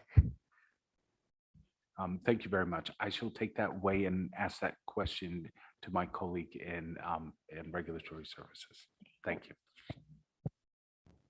Thank you. On the waste management and cleansing performance management, when do you hope we might see some improvement from the new action plan coming through on the figures? Obviously, they're not coming through in May, The service improvement notice was given in February. I know the plans take a while to come in and embed, but when would you hope to see the positive improvement? And I would flag CRP 124. The numbers have actually gone down because you've begun to look into it in more detail. You are correct. The numbers have gone down a bit because we do look at it with a magnifying glass now. In terms of overall perception, we have independent assessments in terms of the standards delivered by our service provider in our street. Charlie and his team have officers out in the field taking weekly inspections of those outcomes. Those outcomes have been improving.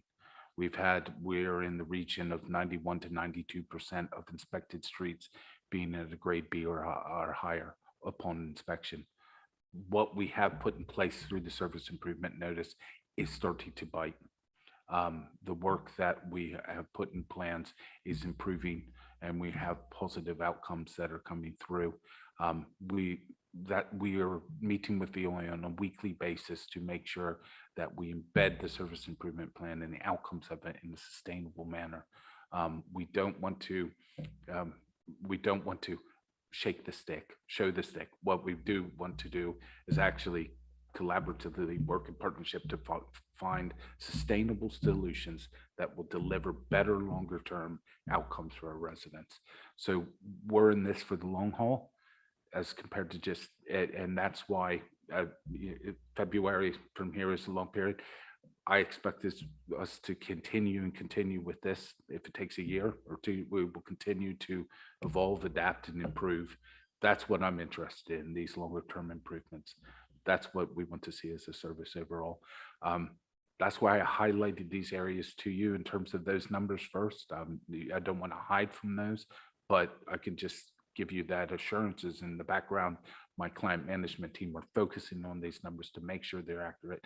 I might not have a dramatic improvement, but we will have an improvement longer term.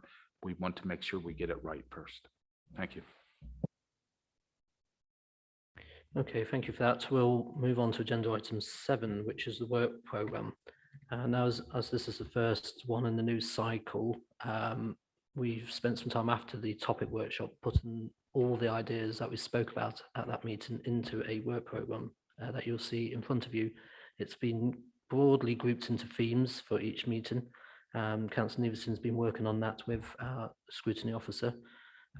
So do you have any particular comments on the work programme? And in particular, does anybody have any ideas for speakers that you might want to appear at those meetings, and or any site visits you might like to conduct which will help this panel?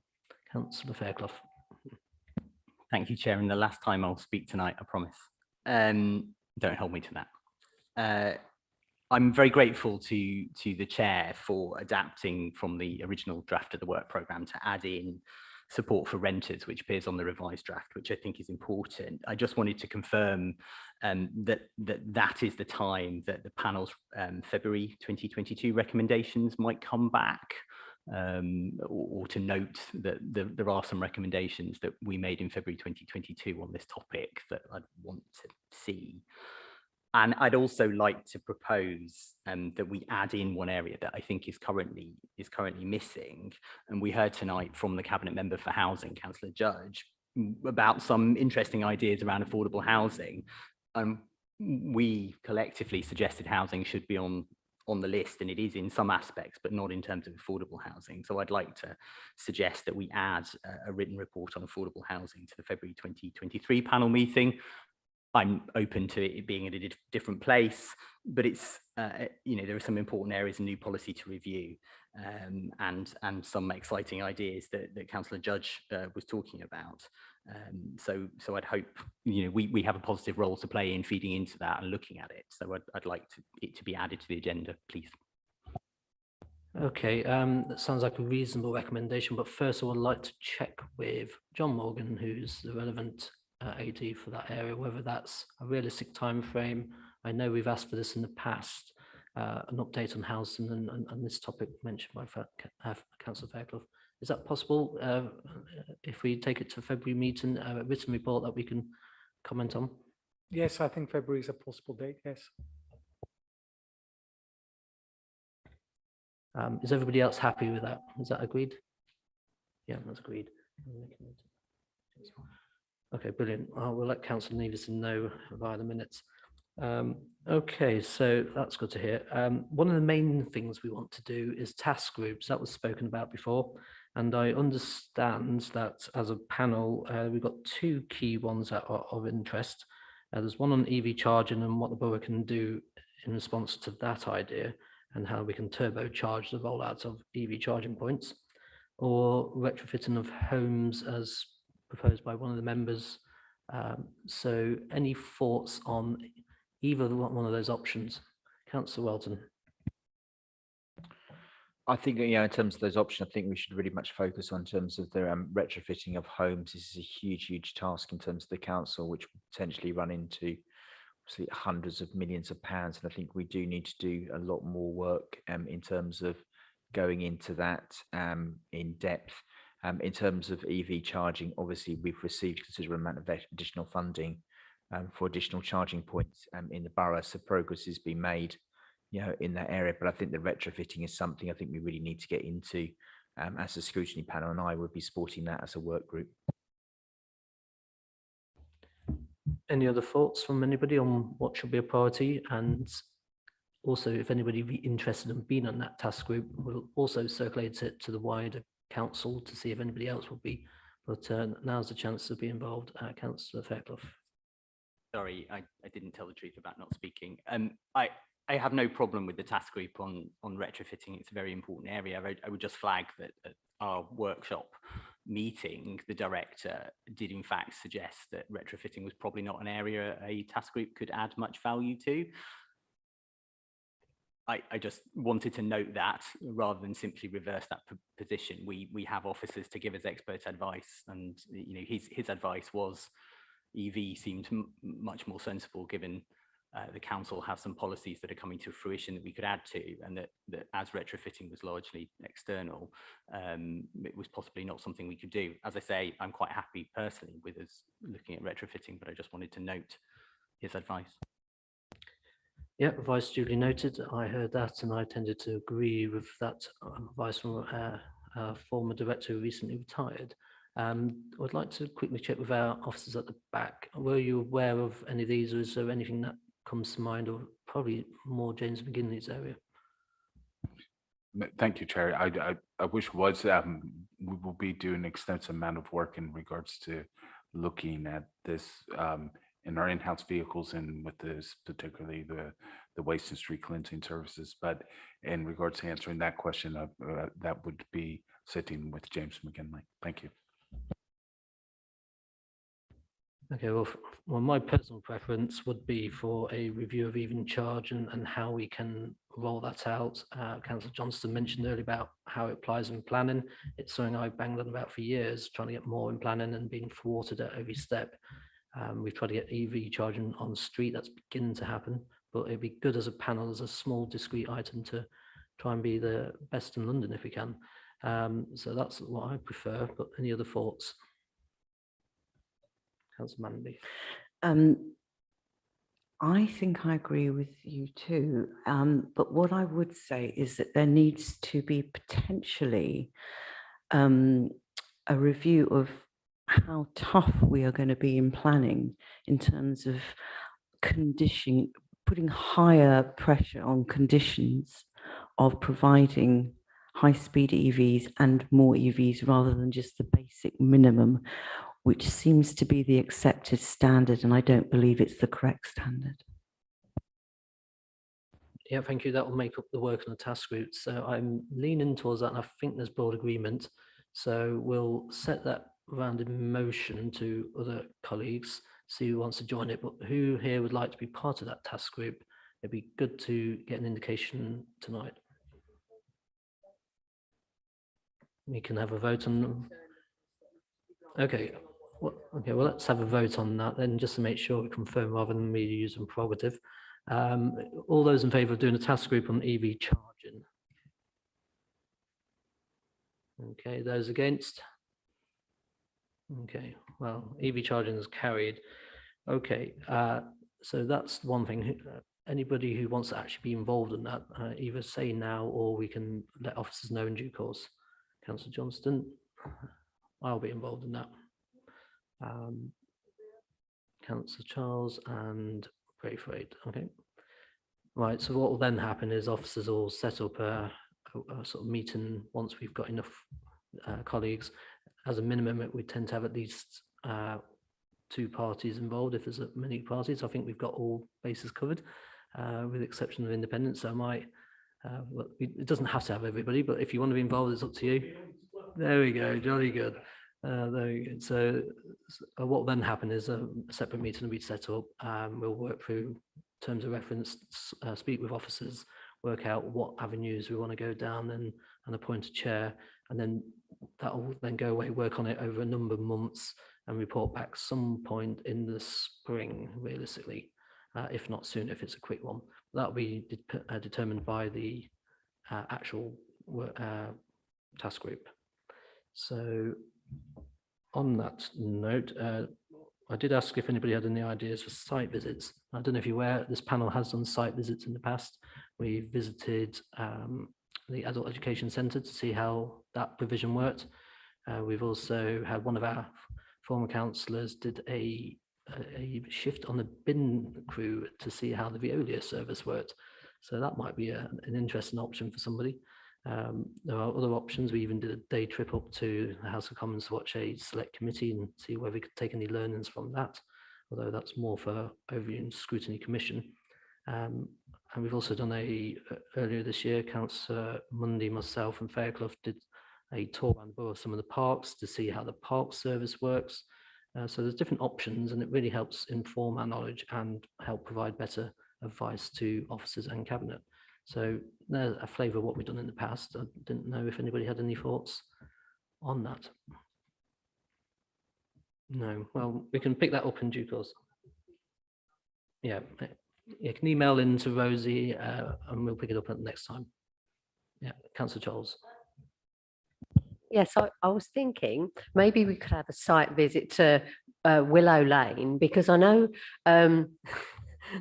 Jill doesn't fancy it, but no, because I know that there are some of the cycling groups within the borough that are really wanting to actually use Willow Lane as probably a walking and cycling path, you know, and obviously not have vehicles going down there. So I wonder if we could look into that. Councillor Manley. Chair, I'm very happy to organise a meet and greet at Willow Lane, which is practically next door to my cottage, and provide tea and cake on the bridge to really demonstrate how vile it really is and how we can resolve it. So I'm happy to assist on that. Thank you, excellent idea. And if we can invite the Mitcham Cricket Green and Community Heritage Group, I'm sure they'll be welcome to join, and the Mitcham Society and the Friends of Mitcham Common. Does John Bosley have any thoughts, if that's okay? No, officers would be happy to attend that. I know that I have been discussing with the cabinet member and colleagues in highways as well, alternative solutions. Hopefully that during that course of the time from this meeting to that, we will have some positivity. We've done our first section of cleansing in the area, and we do have others planned in terms of the undergrowth. We have to do countryside assessments to make sure there's no nesting birds and things at this location before we actually undertake more detailed work using telehandlers and other such items of equipment that are required to cleanse the site. So there is positivity moving in the background. But we're more than happy to meet the councillors there. Thank you. Chair, sorry, am I allowed to make a suggestion? Is that a bit weird? No, that's fine. I was just going to say, would it be worth us just giving an update to the panel before doing or going down and just explaining the work that's happening there? Because it would just be better scenario to a better forum to do that in. Is that something you want to do now? I mean, no, I haven't got. I'm sure there could be some pictures and stuff and proper detail to be given to the panel, so you could see what was being planned and discussed. I wonder if this is a better forum so you actually get to see that in detail, but it's not, I'm just a suggestion. Okay, well, thank you, Councillor Hines. So what we'll do is, before any visit is arranged, if you or officers can send some information background to the members of the committee, that'd be very welcome. And we'll take that idea on. Excellent. Well, thank you very much, everybody. That's the work programme sorted for the year ahead. Of course, each meeting it's reviewed, so there's always slight amendments we can do. And that brings us to the end of the meeting. So I would like to thank everybody for formally coming here and joining the committee and being involved. It's a very key committee. I think it's probably the most important scrutiny committee, in my personal opinion. Don't tell those in the other committees. So the next meeting will take place on the 1st of September. It's an early one after the summer. So do cut short your summer holiday. And the main items will be climate change and active travel. So thank you very much, everybody, and have a safe journey.